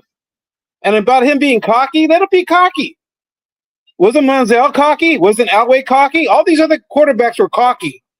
And they didn't get the treatment that this kid got. But I understand why they did it. When Manziel didn't perform, his ass was gone. When Ryan Leaf didn't perform, his ass was gone. Right? One thing that a lot of people don't know, you know, like I know, because we follow this kind of stuff. How good was he in college? And how bad of a pain in the ass was he in college? Oh, boy, they cleaned that up, huh? They cleaned up that reputation, so that's why he got drafted in the fashion that he got drafted. They made sure the kid that got, you know, he got his money. But then all this stuff comes out about him way afterwards. All the time he got in trouble in college. They swept all that crap under the rug. But see, he goes in the NFL, and how do these owners not know this? They got all this money, they got all these scouts, and they don't know how this kid is in college? I find that very hard to believe. They know. You can put that much time, that much money, and invest in this kid, and you don't know his reputation? Well, if you don't, then you're a pretty stupid owner with a lot of money, because money doesn't make you smart. Knowledge and wisdom makes you smart. You could be the poorest man on the earth and be the smartest person. You don't have to have money. They did this to knock him a few pegs down. He went from getting between $25, $30 million to making only like $3 or $4 million now, going from first to fifth. Ruben, the only thing I have problems with you is when I ask for something interjection. Please listen. Oh, go ahead. Okay, because you talk like over. I said, okay. Covered a lot. The question to you is: you said that the owner said to pull him off the board. Who? Coming from Boomer Esiason. Okay, so he didn't name any. So it's all hearsay. No, he didn't name any. The interview was kind of brief from what I saw, but do I need him to tell me that? I've been watching this game for a lot of years. I've seen a lot of different things. When they were doing that thing, protesting with the flag, has nothing to do with football. Jerry Jones went out there and told the players, hey, any of you guys do that, you're out of here. What does that tell you? That's an owner right there trying to be in control. The players, okay. Ruben, go ahead. I agree with that. I agree with that. But because, again, me being the person I am, if I own an organization, if I'm the boss, and there is something that I don't want my employees to do, or I want them to do that, if you don't want to do that, it's my prerogative as the owner to say, if you don't do this, or if you do that, I'm going to fucking get rid of you because I am the owner. And I agree with that. And as a patriotic person, I agree. Yeah. These players have a lot of power. What would Jerry Jones do if all the players on the team would have did it? What would he do? Get rid of all of them? He would have had his thumb in his ass. He wouldn't know what to do with himself. They didn't stick together. They're all afraid of him. So that's why none of them got out of line. So he's walking around with his old ass, and he hasn't won nothing since the 90s. Oh, yeah, I'm the boss. Yeah, everybody knows I'm the boss. They know not to mess with me. Until if they were, that's why I said, what would he have done? He didn't know if they would do that or not. He didn't know how much power he had until he did that. Until they all got in line. Okay, we're not going to do this because you got to. How can I say? I don't think none of them wanted to do what he told them. Like that was a threat to them. You do this and you're out of here. They could have just said, "All right, really? I don't want to be here anyway because I don't want to be with an owner like that." But getting back to this kid, Sanders, they did this because of his father. And if anybody says any different, then I guess you haven't been following this because they did this because of his father. So what? He's arrogant. He was about as arrogant as Menzel, arrogant as Elway, arrogant as the Manny brothers. Okay, both of them. But the only difference is what? Those guys didn't get drafted in the fifth round, the fourth round, and the third round. Ruben, he didn't have the cred. He didn't have the stats that Elway had. Manziel won in the SEC. Okay, even Ryan Leaf, who's a big fucking turkey, and they got rid of him. He didn't have the stats. He doesn't go in the first round. He doesn't go in the first round, right? He goes to the fifth round. So he's not even the top 10 best quarterbacks coming out of college. We got that kid from Montana, the other one from South Dakota. And you're going to tell me those two kids are better than Sanders?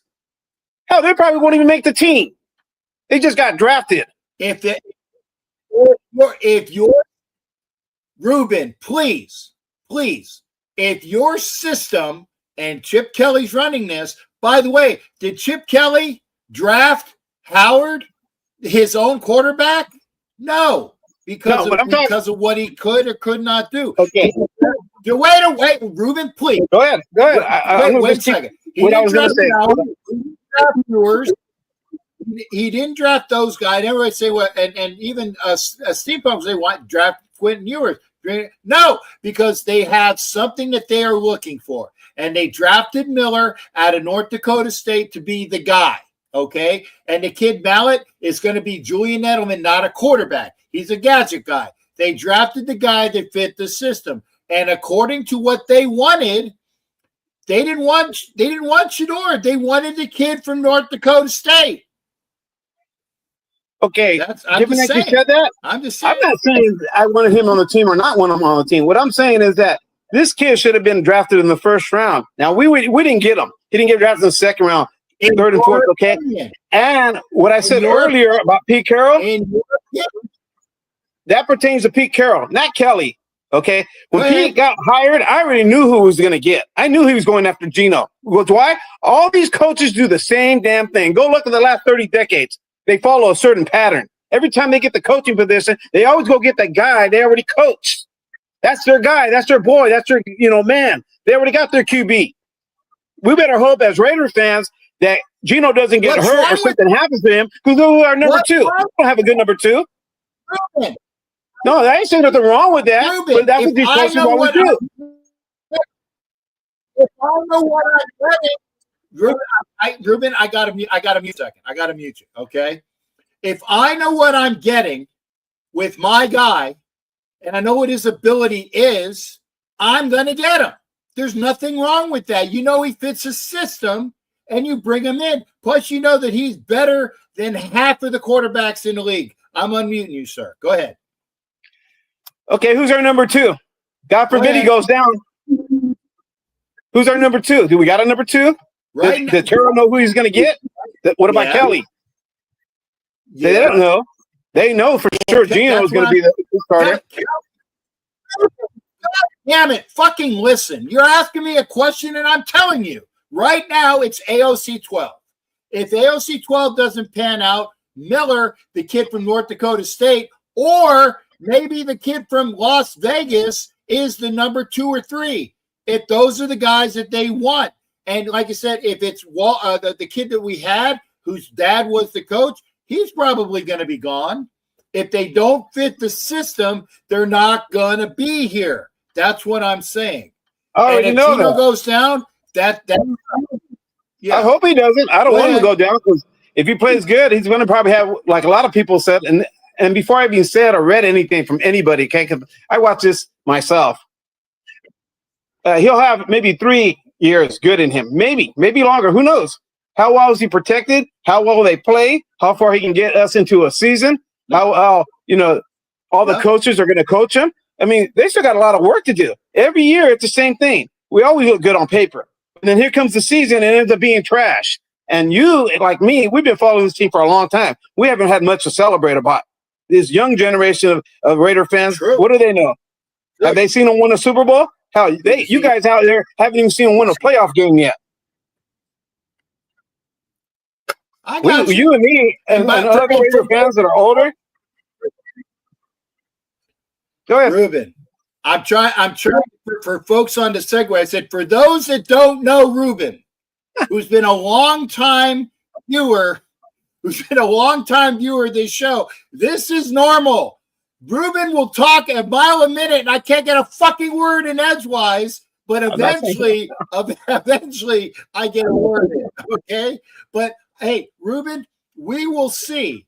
We will see what happens. Give me a realist, Cap. We've seen all the crap.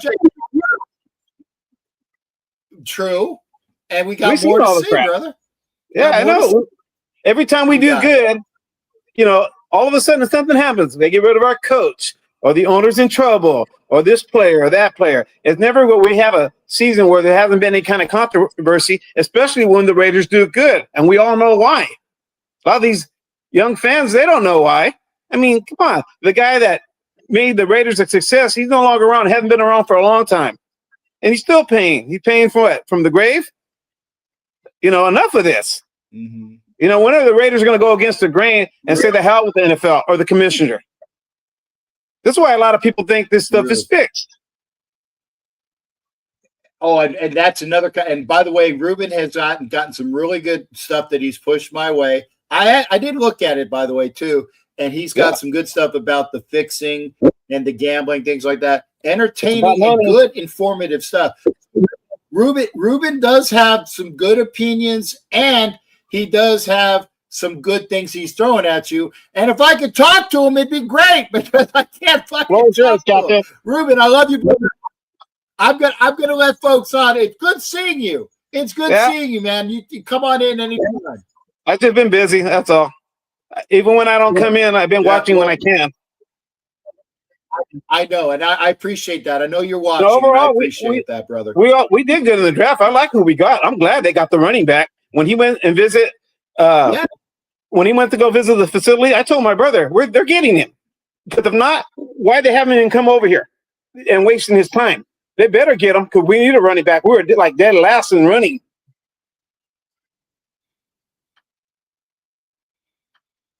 Oh, okay. And see, we even have Biggie Bronco who comes in to troll with me as well. Good to see you there, Biggie Bronco. One of my favorite Bronco troll. Thank you, brother. I'd like to see Biggie Bronco's opinion of what the Broncos. Ruben, I'm gonna let you go. I got to get EMAC in here. I got Ralpha coming in, and Jeff, please come in here. Biggie Bronco, if you want to come in here, and you don't have to worry about your stables or whatnot, please come in. Ruben, thanks for being here, brother. Good hearing from you. I got one more thing.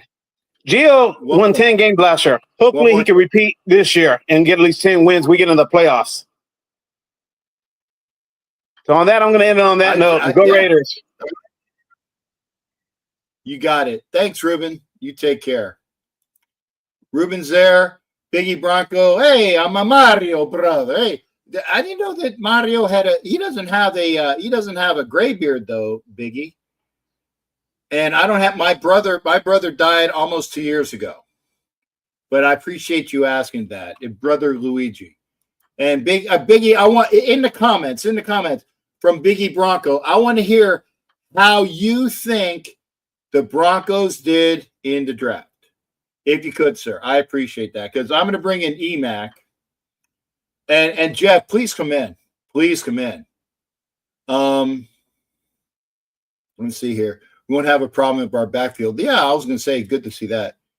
You're dead lasting running because you ain't got it out. Yes, Biggie, bro. I said that. I said when we drafted Genty, it said, I'm not enamored with the pick because he's got nobody to block for him. I said that. It was on my show.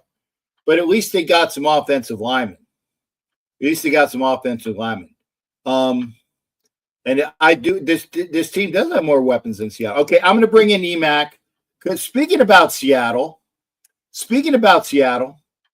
and Biggie says he likes the corner. Thank you. What about the rest of the draft, Biggie? Just put it in the comments. I'm going to bring in EMAC because again, and Rafa, don't worry, I got EMAC ahead of you, and then we're going to hear from Rafa. Okay, it's good to see you home, EMAC, Captain Jack. no for one, no trolling. Go ahead, I sir. know. No trolling. Nope. Anyway, all I was see you, sir. What's up? I've been wanting to come back here for like past few days. Good to see you home.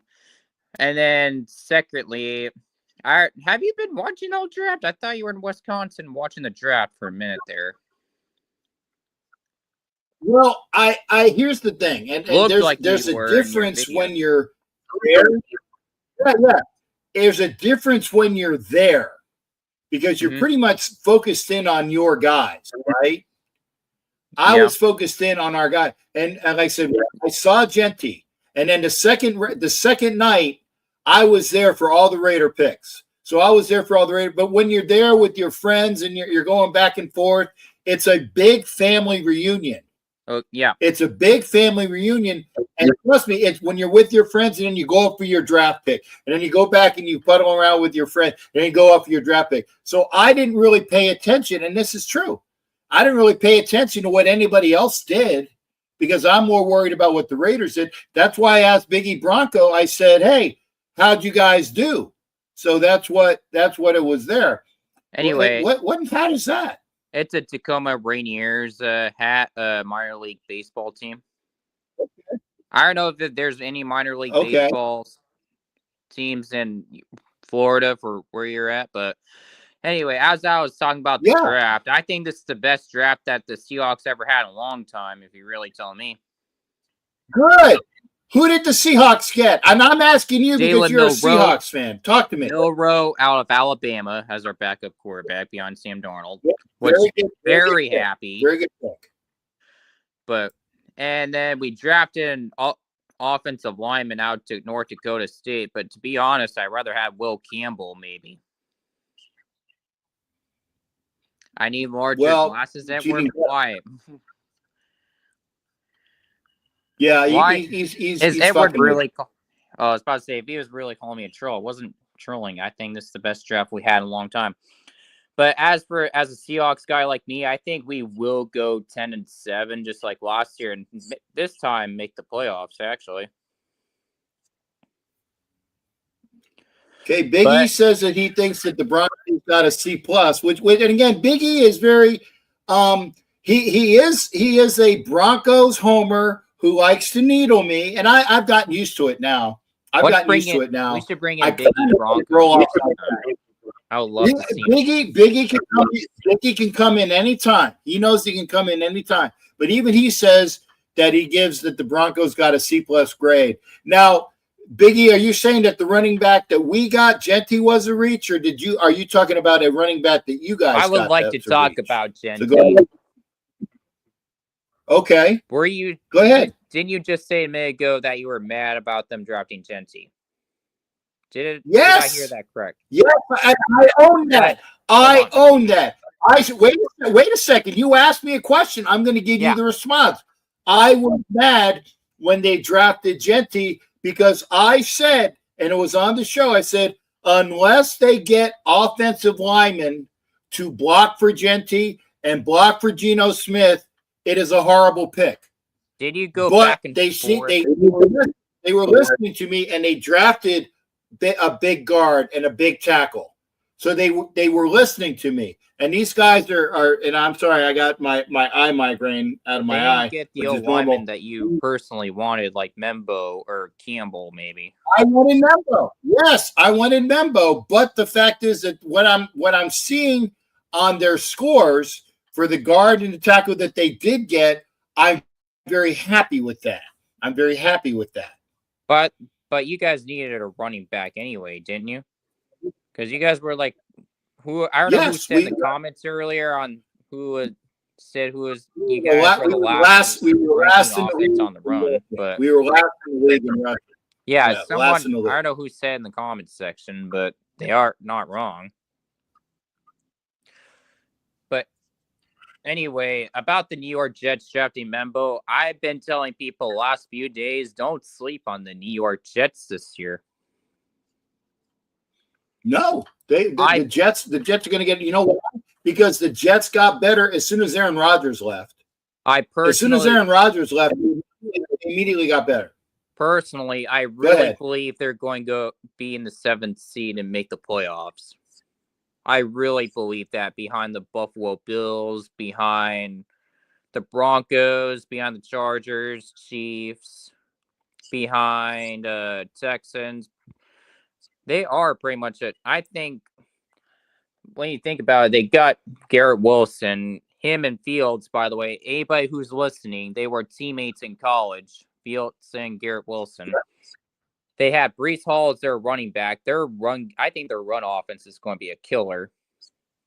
But if I can see one thing that's going to hold them back really is offensive play calling, which is Nathaniel Hackett. Not only as he sucks as a head coach, he sucks as an offensive coordinator. To be honest, I would rather have Chip Kelly as an offensive coordinator over Nathaniel Hackett. Wait a second. Oh my God. This is the same guy, and I'm gonna flack you, Emac, because you're the same guy that said that Chip Kelly sucked as an offensive coordinator. Don't you think I didn't remember that shit? I know. Don't you think I remember that? But guess what?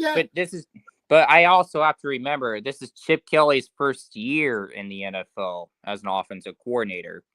At least he has potential to prove me wrong. Nathaniel Hackett, we already seen a couple of times where he just already falls flat. At least Chip Kelly has potential. I just want you guys to remember that. Okay. Biggie, thank you for that. Biggie, which running back did you guys reach for? I don't know. Which running back again? I wasn't paying attention. And I will, and for folks again, tomorrow, remember that, and again, I apologize. I have and it's always the right fucking eye. It's always the right eye. I have my eyes sometimes bug me too, Cap. Don't worry. Yeah. But tomorrow on the Wild Wild West show on this channel, Jack Kenna is going to be espousing for the Raiders, and he will be with a couple other people. You know, the Richie Riche will be talking about the Broncos, and we'll have I don't know who's going to be doing the Chargers. Maybe I don't know. Maybe Jack Kenna will say it, and for the Chiefs. But I appreciate you. Got to let you go. Thank you for that. Yep. Remember, I still got to get you the what do you call it? The Cash App or whatever for Eli. $5. Yeah, for Levi. And I owe Space Beast a drink because T-Mac was in the first 15. E-Mac, thank you for being there, brother. I appreciate you. By the way, I know. We'll get that taken away. Yep. We'll get it taken care of. You take care, brother. E-Mac is gone. Right. Appreciate it, E-Mac. All right. I love you. And let's go Raiders. All right, I love you, Matt, giving me some pride. Thank you, there, brother. And I'm gonna get with because oh my God, Jeff. I got to get Rafa in here, and then because Rafa's been waiting patiently, I'm gonna get Rafa in here. Then I'm gonna bring in Angelo and Jeff. I'm gonna bring them in at one, but I can't just blow off Rafa because he has been waiting patiently. He has been waiting patiently. And I'm going over 2 hours. I'm going over 2 hours tonight. Rafa, give me a good 10 minutes of what you're thinking about, brother. And then I'm going to get Angelo and Jeff in here on a 3-screen. So you got a good 10 minutes to talk about what you're talking about, brother. Go ahead. All right. So I just wanted to tell you for that draft, I was completely right because I was fucking right to draft Aston Genty. Because if you see the running back room that we just had we became like a disaster over the last season. But right now, we just blessed it off with Aston Genty. I mean, he's very compatible because he knows about the speed, because they just wanted to follow the tradition of Al Davis. Fastest guys, great guys. I mean, our running attack will be so much better because it looks very reminds like the old school Raiders, but because we gotta eat the clock this year. Because between like an improved running game and solid possession receivers paired with Geno Smith accuracy, the online needs to be so much good because we gotta get the battle quick, move the chains. This is gonna be helpful to the defense as much in addition that wills because they're very crucial. Because when you get to real life in the run game teams, whether they come to the bots, that will give like over the middle. They will eat touches. I mean, they will give like Michael Myers and the wide receiver to make plays. And because Geno Smith is a great deep ball throwing and loves to tie it in with his fit and his strengths, just like the Washington ways that instantly moved to the playoff team, but they know about like the defensive backs, corners, because they've been feeling after the draft. I mean, John Spittek has been cooking a lot. And between for all those prospects, they just wanted to keep it on the tradition because right now there's no necessary to like draft like a high caliber quarterback because it's not necessary. Because it's gonna be that we're really successful to have fastest guys and of course monster guys who really can tackle. Okay. Now, Rafa, I'm going to ask, and I'm going to put this up here because Van City did push this again. The last 4 running backs drafted in the top 10 were fantastic. Were fantastic. And Jahmyr Gibbs and Bijan Robinson are still in the league. Obviously, Saquon's still in the league. Todd Gurley was a fantastic running back, but the injuries got the best of him. Or if he wasn't injured, he would have had such a. Oh, okay. Van City says Gibbs was 12. That's fine. Let's just say the top 12. Van City, thank you for checking that.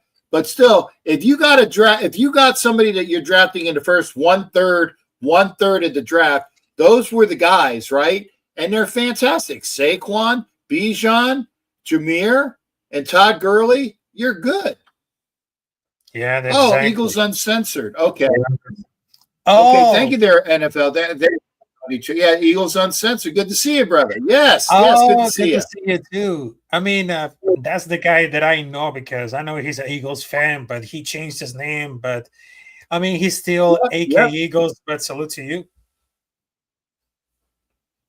Now I gotta ask you, Rafa, and again, what was your? And I'm gonna get you out because I got to bring Angelo and Jeff on. I'm gonna get you out with this. Now, Genty is not going to be the answer here. What is your favorite draft pick for the Raiders? Genty's not an answer. If you take Genty off the board, who do you like the most that the Raiders drafted over the weekend? Oh, this is going to be like really, really much hard, but I think the cornerback, Darian Porter. I mean, it seems that it's the only pick that they wasn't talking about very much because I know they has freak athleticism, big, but he didn't play like many snaps of the defense of the college career because he was like protect pick or the top 100 guys because of the limited experience. But if you look at the sea right now, he can turn like a more athletic Richard Sherman, because that was saying, but it is truly the opportunity to download to this kid because he's getting upside of the charts, and hopefully he can take like massive strides very quickly. But he's very similar to the Cameo Richardson last year, because I know he's a physical freak, still without much knowledge, but about he's doing about for the speed. But the ideal between for those last players that you can solve, like speaking them up for the truth, because they exclusively play at that zone, because they would never see anything else. However, the first time he was a starter, he was much like a stud. He has much enough, like not much production on the side for the past year, the wide receivers, but he should be good because he's combined, honestly, surprised they didn't even realize that fast would be later, because that's the defense you can really show up the individual traits. Okay. And Ed, yeah, I'll be listening for your call tomorrow. Thank you there, Ed. My buddy Ed Winchell says he's going to give me a call. It's not a day without a call from Ed Winchell. Let's put it that way. And Rafa, thank you for that. I appreciate. And again, I'm going to take this off so you can see. I got to get the. I'm sorry. Let me get the banner off, brother. So I want to make sure people can see. There you go, Capitan Rafuccio on YouTube and X. Make sure you go see Rafa. Rafa will give you his insight, and it's always good to hear from Rafa as well. As always. And I just wanted to tell you, salute to Captain Jack and, well, Angelo Jeff. If you see me, well, I just wanted to say hello. And I just wanted to tell you that please do not mess it out right now, because I've been watching the show. So I just wanted to tell you, this draft is really amazing. And of course, I just wanted to tell you, do not fuck with the Raider Nation, because we're coming at hot. I love that. Rafa. Power, brother. Power to you, man. I appreciate you. You take care. And obviously, Bishop loves your hat because he's an LA fan too. So with that said, okay, I'm bringing in the tag team. Jeff, I hope you had your smoke break, because I'm bringing in the tag team of Angelo and Jeff. Let me get in the middle. So I have my spot here. There you go. Okay, wait. Fuck. There it is. Yep. Now I feel comfortable because I got you by the thing. And again, I apologize, folks, but I really do. I have eye migraines. I have eye migraines, and it's always my right fucking eye. I don't know what to do about it, but just the way it is. But I want to thank. And I can do it this way because I can have them on both sides. That's another reason why I did that. I want to thank these two fuckers for coming in and doing the shows on Thursday and Sunday. And again, Angelo, I did get your message. I need to call the people out at Roku and say, what the fuck? But I will try to take care of that. I want to take care of that. And you got my other. You got my other. Again, right. Which one? So it was a long message. One was about Roku. I got your bot. The other one was about bringing. Okay, we can talk about it offline, Cap. But it was about bringing in a guest who just signed with the Lions. Oh yes, and the answer to that is yes. The answer to that is yes. If you can do it, great. That's what I'm gonna. Yeah. And I remember that. Yes, the answer is yes. If you can get it done, fantastic. Great. Okay. So now that I got the tag team or the was it the lawyership of Reyes, Levy, and LaFontaine. That does sound like a law firm. Okay. Yeah, because you got the Jew. You got the Hispanic, and then you got your closet fucking French guy. I know, Ray, because you're going to see Reyes, you're going to think he's Hispanic. He's not Hispanic, he's a fucking Filipino, but it sounds good. It sounds good, right? Reyes, Levy, and LaFontaine, okay? So you get a 2-for-1 on Reyes. You can say, is he Hispanic? Is he Filipino? Yes, the answer is yes. So there you go. I like making Angelo laugh. Gentlemen, I'm going to shut up for a little bit. I love Ruben, but I can't fucking talk to him. I can't get a word in. But I'm going to go in. You guys got the floor until I try to cut you off a little bit. Go ahead, brothers. All right, Cap. So the show on Sunday went really great.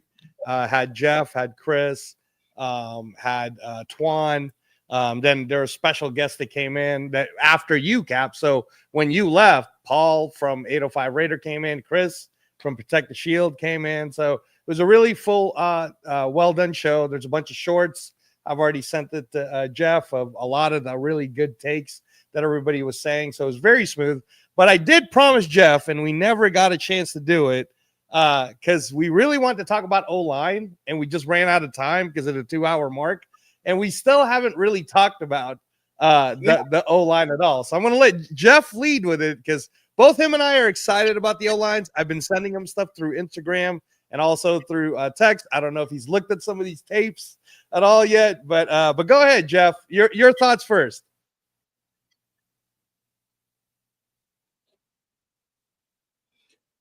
Okay. Okay. Hey, Jeff, you're fucking muted, man. You're muted. Turn on your fucking mic. He just disconnected for a second. I think he's got to reconnect. Okay. No worries about that. So Cap. So going to your question with Ralph, who's the favorite pick, right? And it is a tough choice. If it isn't Genty, right? If it isn't Genty, who's the favorite pick? I understand, like, for example, here he is. He's back. Yes. Okay, your microphone is still on mute, though. Your microphone, I can see it. Yeah. Oh yeah. Let me see if I can unmute it. I can't unmute it for some reason. I tried and it won't unmute. Yeah, we can't do it, Jeff. You're gonna have to unfuck your mic. Yeah, Jeff. It says I can't unmute because your mic is disconnected. I don't know why your mic is disconnected, but it says it's disconnected. So anyhow, while Mike's trying to do that, so Cap, you probably heard like Darian Porter, for example, 6'3", about 200 pounds. They're talking about how he's going to be like Richard Sherman. When you look at his tape, the really great thing about him is what really jumps off the page is how great his hands are. And that's probably because he played a few years as a wide receiver. So he kind of understands, like, he doesn't panic when the ball comes to him. So if the ball comes to this guy, he's going to intercept it. He's got that 4.3 speed, so he's super fast as we know already. I want everybody to pump the brakes on Darian Porter, because just like Jacorian Bennett, remember how everybody was upset about Jacorian Bennett in his rookie year? It usually, unless you get lucky, like a Quinyon Mitchell or a Cooper DeJean, it usually takes the second year for them to pop. So I don't think he's going to start. I think it's going to be Bennett and Stokes anyways. And I think they're going to try to train up Darian Porter. Probably the guy that's going to surprise us if he's been doing everything right is DeCamarion Richardson, because now this is his second year. So now we're going to find out what we really got with the tall kid that we took in the 4th round last year, right? Right. So there's that. I mean, it's easy to get excited, obviously, for him. I sent you, and you know, Cap, I started like doing a bunch of comps on the players that we got, and I'm telling you, I know I'll sound crazy, and if I go on everybody else's show, they're gonna go, Angelo always does this where he puts them on a pedestal, but I'm a positive guy, and when I look at Jack Besh and I look at Fred Biletnikoff, it's really the same guy. Both got picked in the 2nd round. Both are tough. Both have are possession style receivers. I even sent you the percentage, Cap, on how many drop. It was like 1.5% drop rate in TCU, which was insane, right? So he might as well had been born with stickum in his hands, because that kid's not going to drop anything if you throw it around his catch radius. So I really think we just drafted ourselves the next Fred Biletnikoff there, which will be great if he can keep it up. I think that he's going to start, because I can't see a World Cup where Jack Besh won't start. So now we're looking at Yep. Jacoby Myers. We're looking at Jack Besh, right? I think the competition then becomes the project kid, the one that everybody's excited about. He ran the 4.3. He's 6'5". That guy is Dante Thornton. And Him? everybody's going to be excited about him because of speed, because of the height. He can stretch the field. So this is the part where Trey Tucker better really show up, or he might be the one that's the next one to go out. Because you're looking at what Carroll's doing with the receiver room. They're all tall. They're all 6 foot tall. They're all like, so he's the odd man out. But anyway, Jeff, your mic's working now. Let's go back to you on the whole start with the O-line. Damn it. All right. So when you were talking with the kid that had the, I don't know, it was a Redskins hat or whatever, EMAC or whatever, and you were talking about No, that's what, Mac. He's the Seahawk, buddy. He trolls, but he has opinions. I know what you Go said ahead. that you didn't want Genty and you wanted an offensive lineman in first, and that's how I felt too. Instead Yeah. of Genty, I wanted us to not pick an offensive lineman at that point. I wanted us to trade back at least to like no more than 12, get an extra second round pick so we can take the running back in the second round, and at 12 take that offensive lineman that would have been there. So when we picked, Angela was in the chat or in the show with us on Thursday night when we picked Genty, and if you watch the footage from our show, when they called Genty's name, I literally took my hat off and threw it across the room because that's not what I wanted to do. But as the night went on, I kind of came to grips with it. But the big culmination for me was on Friday night with our last two picks when we took those two offensive linemen. Then I was like, okay, now I feel better because now we've addressed the offensive line and we've got two guys, one that should have gone earlier. So I am extremely happy with the two offensive linemen we took in the end of the third round. They addressed one of our major needs, so we can definitely plug one of them hopefully in. It should be that kid Grant is the one that we're looking at, the number 99 pick. I'm extremely happy with them. I look at it this way. I thought Grant was the tackle, though. He is. I thought Grant was the tackle and 98 was the guard. Maybe I got him back. Okay. Right. Yeah.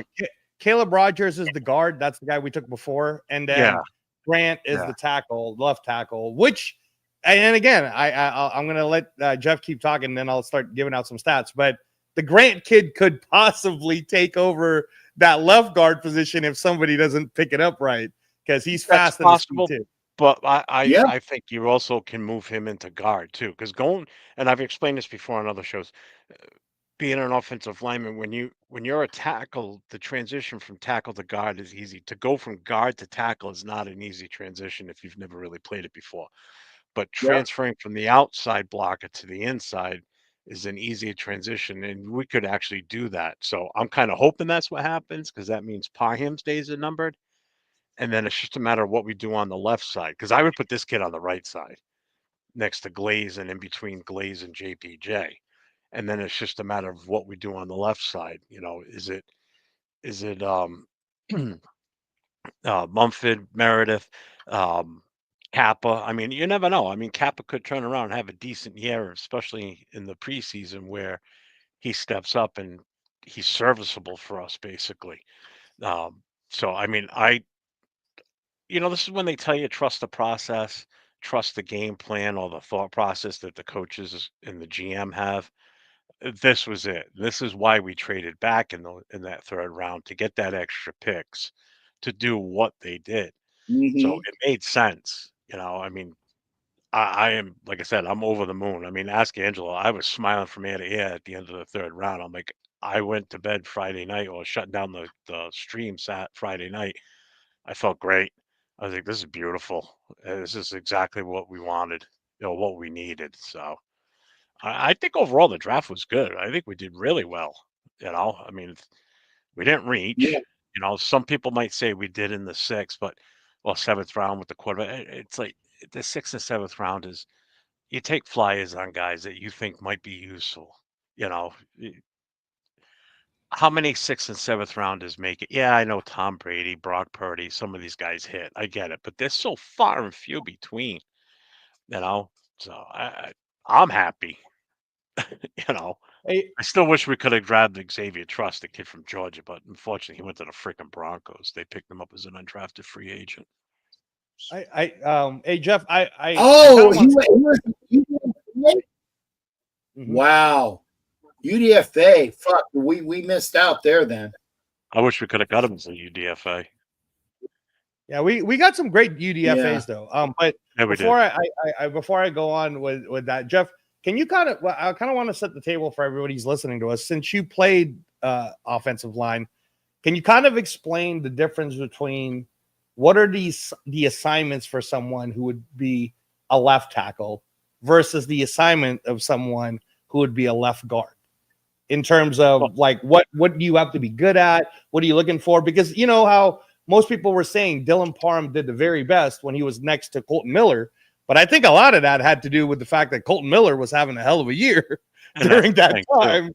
So And it was that's kind of what it making is. up for the fact that but I think that for most people they don't understand. Like the three of us, we literally, like when I was teaching my wife how to play or how to pay attention to watching the NFL football, I said, stop looking at all of this other stuff. Look at the middle.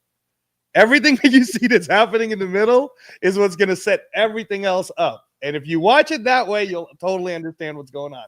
If you're like looking at the ball, you're not going to understand anything. So just pay attention to that guy fighting that guy, that guy fighting that guy.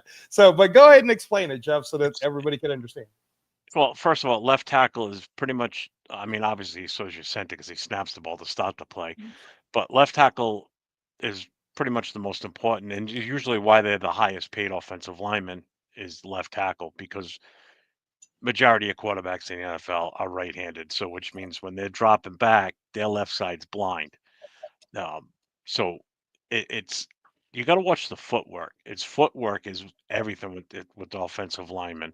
It's not necessarily just how strong they are. It's the footwork. If they can't get their feet underneath them in time, they'll be off center. Like just watch Parham. You want to see someone that gets off center and off balance fast. Watch him because he comes out of his stance high right away. So he ends up half the time bent backwards or he's off balance, and he's going to lose that battle every time. You know, you got to keep that low center of gravity, and they call it, it's like a kick out. When you're playing, especially on the outside, left or right tackle, there's a kick out that you do with your outside foot. So obviously from the right side, your right foot. If you're on your left, it's your left side. And when you do that kick out, that helps you get that foot planted and your arms are up right away, especially your left arm. So imagine in practice, Colt Miller goes against Max Crosby every day. We all know what Max can do and how fast he is. Um, if you and that's another reason why Miller suffered this past season, and a lot of people don't kind of put two and two together. When you play left tackle, your left arm is everything because you've got help on your right side. You got a guard there, and he can help cover that gap between you two.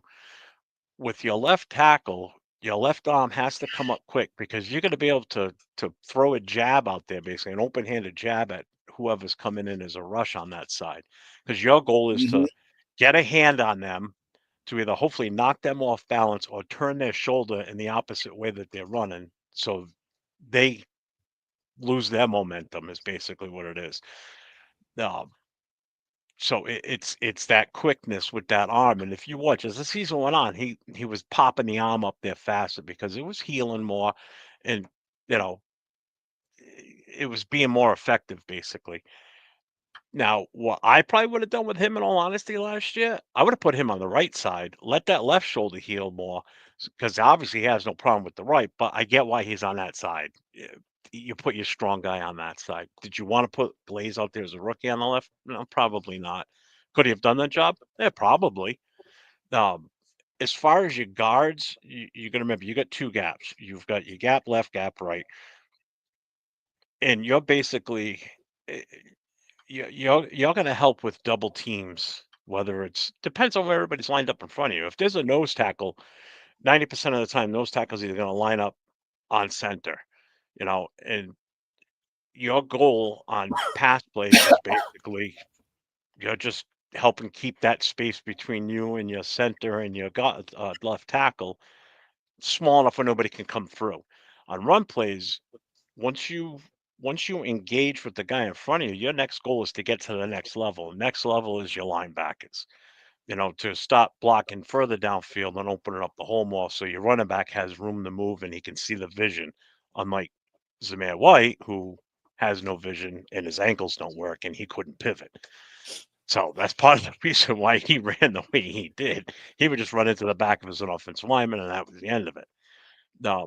Yacenta is he's your quarterback of the offensive line, basically. He's the one before he's ready to snap the ball. He is looking at the defensive scheme in front of you, and he's calling out to your other offensive linemen.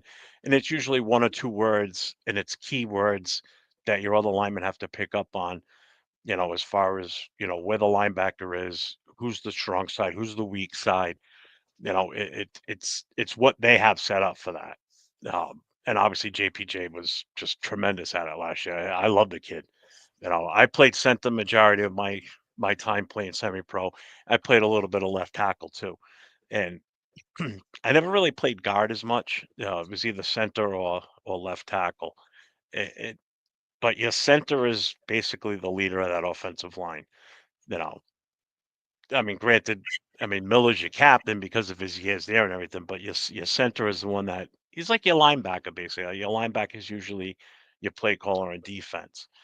But they also work hand in hand with the quarterback. Sometimes the quarterback and the center have their own little verbal dialect that they do that only those two are aware of. And then it's up for the offense for the center to explain that. And it's the same thing on the right side between your guard and your right tackle. The only time your right tackle is really valuable is if you have a left-handed quarterback, because now it's the opposite. But there's not that many. I mean, how many left-handed quarterbacks are even in the league right now? I don't even know off the top of my head.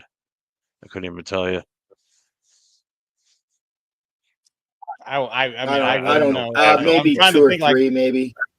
I keep thinking left-handed is like Michael Vick, right? I mean, the last one I could remember that was really any good off the top of my head is Steve Young. Right. Was Vick a left-hander? Yeah, Michael Vick wasn't he left-handed? Man, maybe I'm wrong. Yeah, Vick's left. Yeah. Yeah.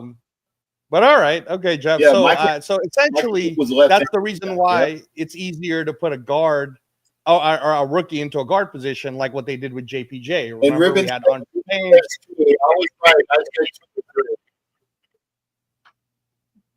Luke says two. I said two or three, no more than three. So, so it's much easier when you're trying to teach. Go ahead, right?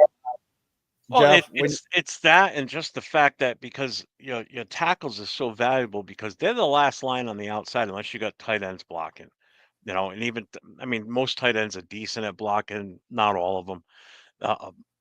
But again, they're still tight ends. They're not built like offensive linemen. They're that extra blocker, but with the help of a tackle, they can pretty much stop anybody.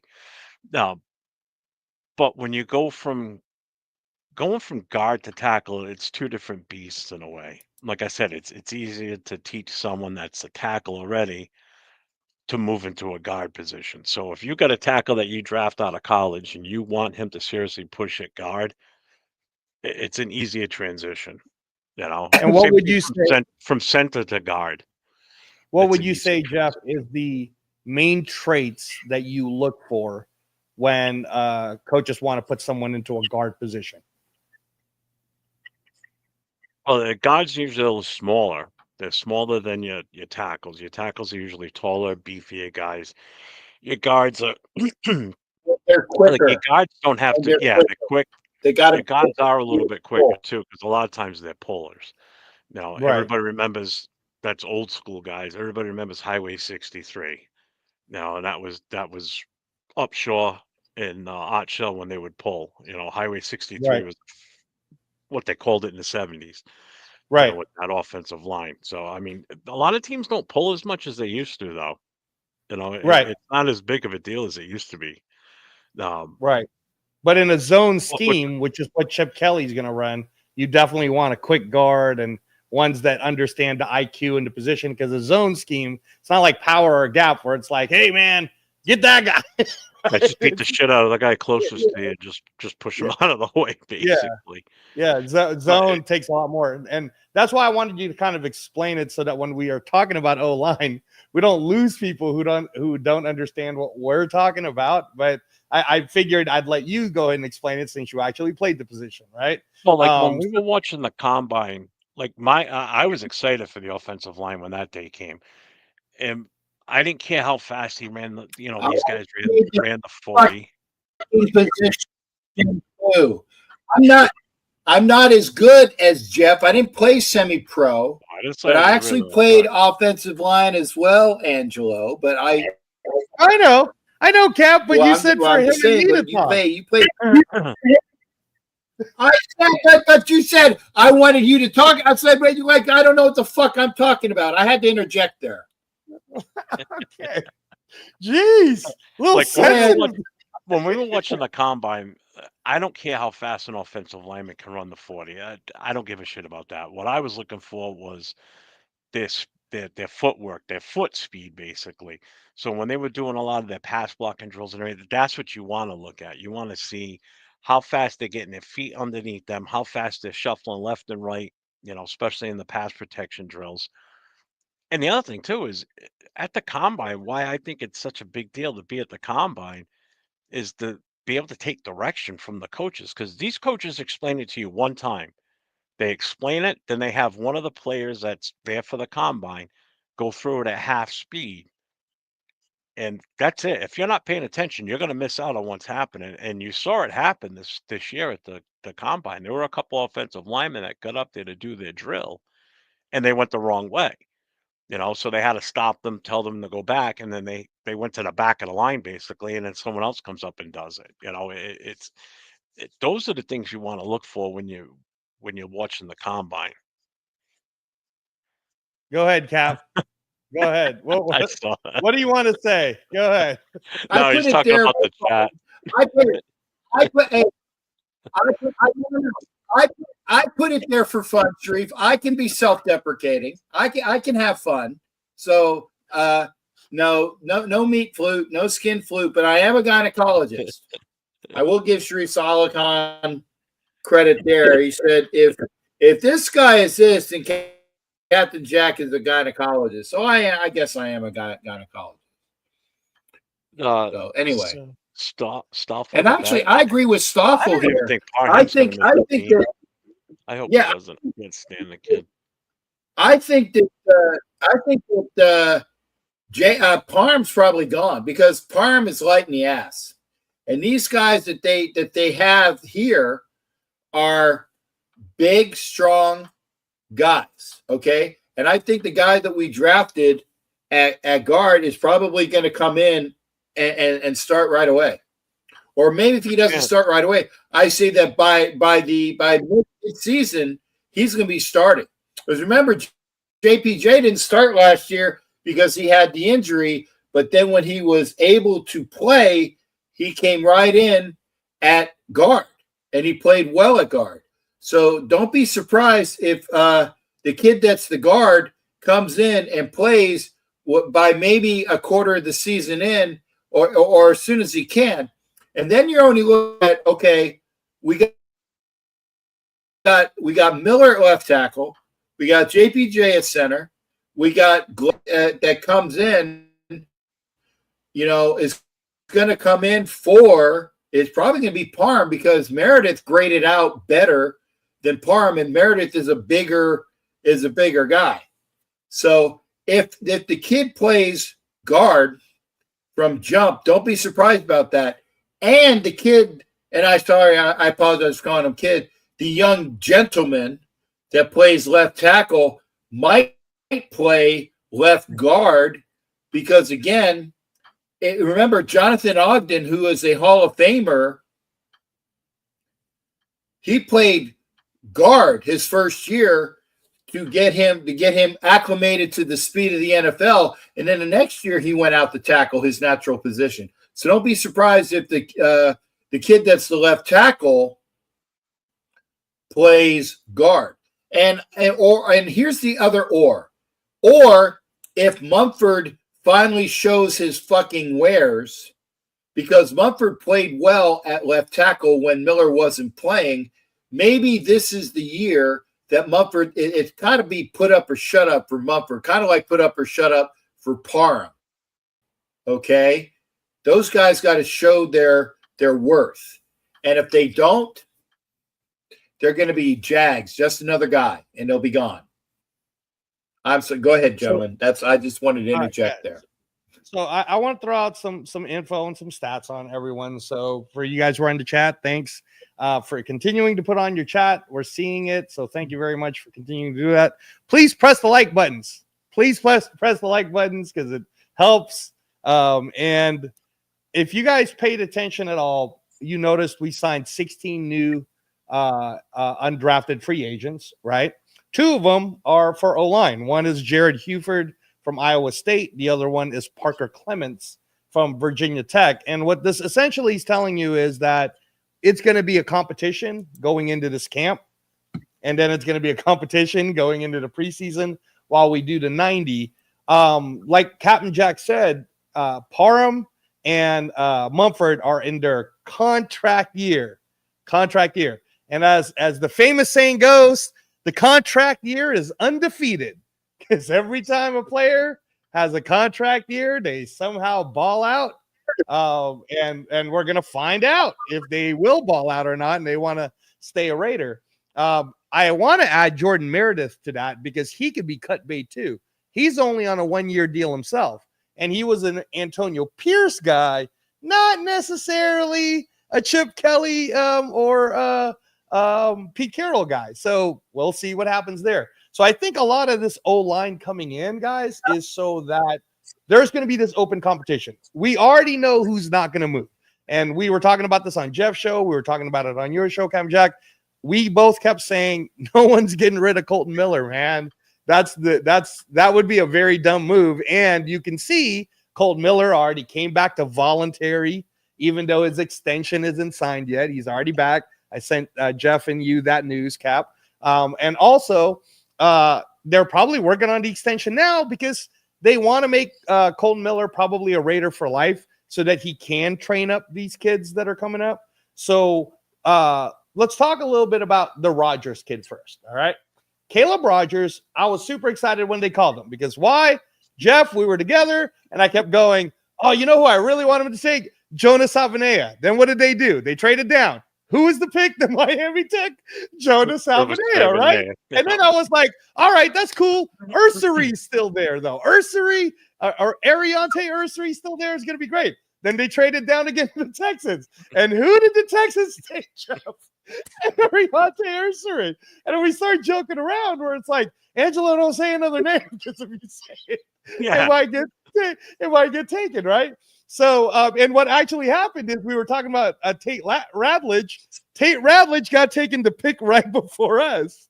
So I was like, oh, man, what are they going to do? So when they took Caleb Rogers, here's the thing about Caleb Rogers.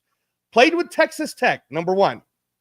Number 2, and Aussie Raider, LVR Live knows about this. Texas Tech had a running back by the name of Taj Gibson, who I honestly thought we were going to make a run at in the 7th, or maybe at UDFA, because he's like a miniature version of Genty a little bit. So, you know, like it would have been nice to have like a backup or some sort, even as a trial in UDFA. But that's who Caleb Rogers had to protect. Now, in all honesty, Texas Tech's O-line was so effed that they had to keep moving the kid around. So he's played them all. But he played a majority of right tackle. The reason why he graded so high, 2nd or 3rd round, depending on which analyst you were listening to, is he has all of the skill sets that you would make as an automatic day 1 starting right guard. He has enough experience playing the college positions that it's really about the conversion. But he's a little bit bigger in size. He's closer to 325, right? He's got quick feet, man. His first punch is strong, and the best part about him that I like is he gets to that second level fast. And if you watch all of Taj Gibson's highlights, so if you're in the chat and you want to see what I'm talking about, watch Taj Gibson highlights, and then watch how Rogers opens the hole for him. So imagine what this guy will do for someone like Genty, right? Now a few more things about also Mumford could play a guard. Yeah. So a few things about Caleb Rogers. Rogers was a second team all Big 12 selection. He started 55 consecutive games for Texas Tech. In 2024, he split snap between left guard, right guard, and right tackle. So like I said, like he even recent experience, he's kind of got that. So he's more of the senior out of Grant and Rogers. I would say Rogers has a faster chance of all of a sudden taking a job from Meredith, taking a job from Parham, right? That's why I kept saying I think Rogers is the one that's going to end up being put in between JPJ and Glaze, right? Now, if you put that guy in between JPJ and Glaze, that whole right side, you're going to see Genty do a lot of things going into that because they're going to be day one on the go. I'll tell you what, if Kappa steps up, you put him on the left side along with Miller. And that's what I was going to say next. Now you're talking about a fairly solid offensive line. Exactly, Jeff. Exactly. And again, people forget that, yes, did Kappa have a shit year last year? Sure. But we don't know what exactly happened. What we do know is Tom Brady liked him a lot when he played for Tom Brady, and I believe the kid won the Super Bowl during that year. So he is a Super Bowl champion, man, and he's got Tom Brady experience. So I think Kappa would be the guy, again, that would most likely be the senior guy teaching whoever he needs to teach over there. So if you have Kappa and Miller kind of being the older fellas, what do we worry about with Kappa and Miller? Injuries. So this is where depth starts to matter, right? This is why I believe now in a way too. Granted, exactly they're not the best, but they're better than nothing. No. And here's the thing. And this is the reason why I was over the moon. You know, Jeff, both of you and I were over the moon. I was over the moon when they took Charles Grant. Because when I was watching Charles Grant, even before the draft, he was graded. At first, he was graded as a first-round pick. He was graded behind some of the ones that got taken in the first round. But then he got graded as a second-round pick, partly because he had that minor injury and he didn't want to take a chance to go to the combine, right? The story about this kid is he was an all-American wrestler all the way up until his junior year of high school. And his coach was like, I really think you should play football. And then he was like, all right, sure. So when he went into college, he started at that 6'4" range at 240 pounds. And he built himself up to 311. But what William and Mary did was they played him left tackle all 4 seasons. He played as a true freshman. They trained him up on that position. They let him grow in that position. And think about a wrestler with all of the quickness and the moves that he can do, but he was doing it at left tackle. So if you watch a lot of his highlights, he just swallows people who tries to rush him, right? He just swallows them, and then he's got that grit and that meanness where he throws them down, he takes them down. So I do agree with both of you that is it possible that Grant could become a left guard? And it was helpful that Jeff explained it, right? Like if a left tackle is dominant, it kind of helps all the weaknesses of a left guard. But if you got a left guard who's let's call it that now he's going to be in the pros and he's going to be in that awesome weight room at the Raiders facility, everybody knows is like grade A when it comes to all that stuff, right? Strength and conditioning's awesome. So let's say this kid gets up to about 320, right? Same quickness, he's fast, 6'4". You put him right next to Colton Miller as Colton Miller's finishing his career, and he becomes the starting guard, kind of like what you said, Cap, like Ogden did. I can see that happening, but I can see that happening in the second half or the third leg of the season because the whole point is you don't rush these kids. Our best case scenario is everybody, Kappa plays well, Miller plays well, neither one gets injured. JPJ plays well. Glaze in the second year plays great, and then Rogers comes out of the gate. That would be best case scenario, and no one gets injured, right? What will most likely happen is if Rogers doesn't adjust fast enough, then now you're talking about the Meredith. Now you're talking about the power homes. Now it comes down, and I even got to throw out, what are they going to do with Dalton Wagner? Because I know that Cap's been high on Dalton Wagner from the time we signed him to that developmental contract, but he's in his third developmental contract. How many developmental contracts do you need, Jeff, since you played semi-pro, in order for you to finally get a shot at least guard, man? I mean, the guy's 6'8" and 320. Can he at least play guard? Can he at least play right guard? You know what I'm saying? Right? So I don't know. He's in competition right now, too. So I think Meredith could get cut. Wagner could get cut. Parham could get cut. Mumford could get. Everybody that's on a 1 year across the board could all get cut. Go ahead, Jeff. But again, the only problem is if you cut a lot of those guys, now you just killed your depth, too. Granted, I might not like some of these guys, but if it's all you've got, based on what's out there for talent right now, you got to stick with what you got. Somebody's gonna have to go. We're gonna lose someone because you can't have that many offensive linemen. It's a luxury. It'd be great. Wouldn't have to worry about much if somebody goes down for a game or two. Plug someone in, move the Ryan around a little bit, shuffle some guys. Same thing. If you're gonna move JPJ to guard for a game or two and put, say, Parham at center, which I would rather have Parham play center than guard, but I don't want JPJ out of that spot. But if it's temporary, I think I'd be okay with it. But I'm just glad James is gone because I thought he was just absolutely. And I think it was important for us to just kind of, because me and Jeff didn't really get to talk about it, but I hope that the stats and all the insight that Jeff gave helps out. And then we got to let Cap go because he literally just got back and he's super tired. And then the one last thing I want to throw out, and it's something we could talk about next time, Jeff, is JJ Pegs. I think I sent it to you today, or maybe it was Chris. I always send one of you two something to think about. And I think JJ Pegs, because I was looking at his tape, I was looking at he's our lead. He's our lead cut out in goal line, and I've seen him do it at Mississippi. And he's I'm gonna take Refrigerator Perry used to do. Right. But I'm going to take it even further than that, Cap. So currently, right now, when I was watching him, I know you said he was bigger than what he is, but he is listed at like that 310 size, right? But I know what you're saying. So when I looked at his dimensions, it's the same as Patrick Ricard, and it's unbelievable to me that Patrick Ricard is a fullback.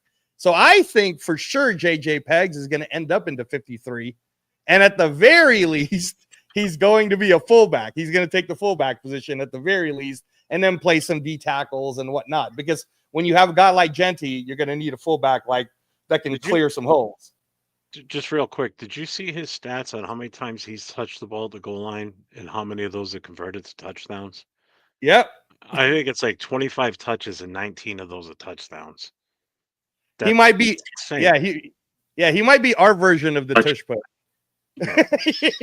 Just hand it to him and then he'll get it in. So, but anyways, Cap, I only want to add one more thing. Cap, I know I sent it earlier, but T3, him and I have known each other since like 2009, and we didn't realize it until my phone call with him. Yeah, I got that.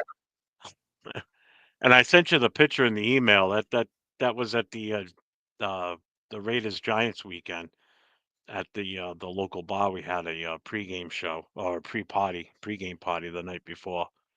He was running the because I even said when I was on the phone, he goes, "Yeah, I was there." I said, "Wait a minute, weren't you guy running the raffle booth?" He goes, "Yeah." I said, "Okay, yeah." So we have known each other for a lot longer than we thought. But yeah, I had a good phone call with him yesterday. So I'm gonna get him involved on some of the Saturday shows with us on the old school stuff. So. And you guys should check out. It's always. I was just gonna say, Cap. Everybody should subscribe to Raider Roots on your Spotify or your Apple podcast or wherever you listen to your podcast. Look up Raider Roots because that's Tom. That's Tom. That's T3, and he does a really good job narrating and kind of like telling you the story and from year to year. So, but go ahead, Cap. Sorry about that. No, I'm just saying it's my pleasure to have you guys in here because again, I don't profess to know everything. And like when Angelo said that the most Raider knowledge. And T3 has got a lot of Raider knowledge too. It would be a good contest. But I tell you what, though, between the two of us, there's probably something that there's nothing we don't know. Probably between the two of us. Up, Nate. Yeah. My guy LV10. He's my co-host. The Star Wars I fan. agree with Jack Kenna. Give me some fucking. I don't know what's up with your channel because as soon as I come in and start watching the shows, I hit the like and it never clicks up. Even if I refresh, it still never shows that I actually clicked. Maybe there's something going on with your channel, Cap. Like it's not getting the likes because like the Roku thing too. So I don't know. I don't know what it is, but it seems like because every time Jack says that, I double check it and it still doesn't update. So, hey Cap, are you gonna be going to the Wild Wild West show tomorrow? If I'm invited, maybe, but to be honest, I got so much shit that I got to catch up on. It's not at the top of my oh my god I need to fucking do it list. All right, well, everybody watch because Jack. I did this show as a courtesy because people were saying, "Hey, were you going to be here?" And it's because I had that extra day of travel, out of Minnesota to here. So that set me back. So I got a lot of stuff to do. So I apologize. Kenna's got it. Yeah, everybody watch Jack Kenna tomorrow at the Wild Wild West show. It's 4:30 Pacific time, 7:30 Eastern time. He's going to be there with Richie Riche and Alex. And I don't know if Nick's going to be there for the Charger, but I guess we'll see. But definitely Kenna will hold it down for the Raiders. Yeah, Kenna's got it. Kenna said, no, he ain't going to be on there. I got it. And good for you, Jack, for being fucking out front. Well, thanks for having me on. I appreciate it. So, and Angelo, it's been fun with you all weekend. Yeah, I know. You're great, Jeff. Thank you. And thanks for all the O-line info. It was really great. I think it's important for everybody to understand it because sometimes, it's like, what are they talking about? So that was great. That was great. This was a fun little... O-linemen aren't just fat guys. They're usually not, actually. They're usually very much more in shape. Athletic dudes. So yeah. Except for me. I'm too old now. But have a good night, everybody. See you, Cap. Thanks, Cap. Cap, welcome home. Go get some rest, brother. Angelo, fuck you.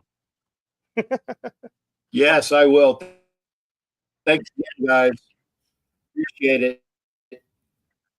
All right, Cap, goodness. Get some sleep. Thank you there, Jeff. Thank you there, Angelo. Appreciate it, brother. I will. You got it.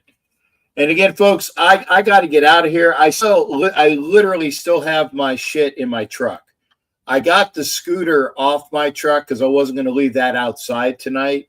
But I have all of my luggage and all the stuff from the draft in my truck, and I'm not leaving that outside overnight. I mean, it's locked up. I live in a good neighborhood. I do live in a good neighborhood, but I need to get it inside. I need to get some sleep. I did have a good sleep today, but now I need some more sleep. And my eyes are fucking burning when I'm on this show. And now it's not just the right eye, it's both of them. So I appreciate it. Thanks for being here. Remember Wild Wild West tomorrow with I don't live in a gated community, man. I don't live in a gated community. I actually live in a what do you call it? Come as you are. I live right next door to a fucking Jehovah's Witness temple. Not next door, but they're one thing over. And there's signs, no fucking trespassing. They don't fucking listen. They walk right on in. And I love it when we tell them, it's like, listen, I'm fucking Jewish. My wife is Catholic. Go away. But there you go. Cool, Kev. God bless you. Thank you there, sweetheart. I'm gonna get some rest. Fresh out the gate. Thank you for being here. Thank you there, sweetheart. I'm gonna get some. Hey, cool, Kev's in here too, and good to see everybody over there on Instagram. Good to see everybody here. I am gonna get some rest. So I'm gonna put some eye drops in because it's fucking. Oh my god, they hurt. So, but I got to get my stuff out of the truck first. Did I bring back the undergarments of that hot Eagles fan? I can neither confirm or nor deny. No, the answer is no. I wish, Sharif. My goodness, I wish. But there is the best thing about the Lindsay is she's very, very awesome and she's hot as hell too. And I'll put that comment up. Want to see a really great looking gal I got to spend some time with was Lindsay, the Eagle fan, and it was great to have some time with her. So y'all take care. I'm gonna bust out. Remember Wild Wild West tomorrow. Take care, everybody. Thanks for being here. We're doing longer shows because we got some more. And I remember, please like, and please push, please share. We want more people out here. There, and now I am. I'm gonna get some rest, honey. So you guys take care. Good night to you. And I'll have undergarments in my mind for everybody. Take care, everybody. We'll see you on the next.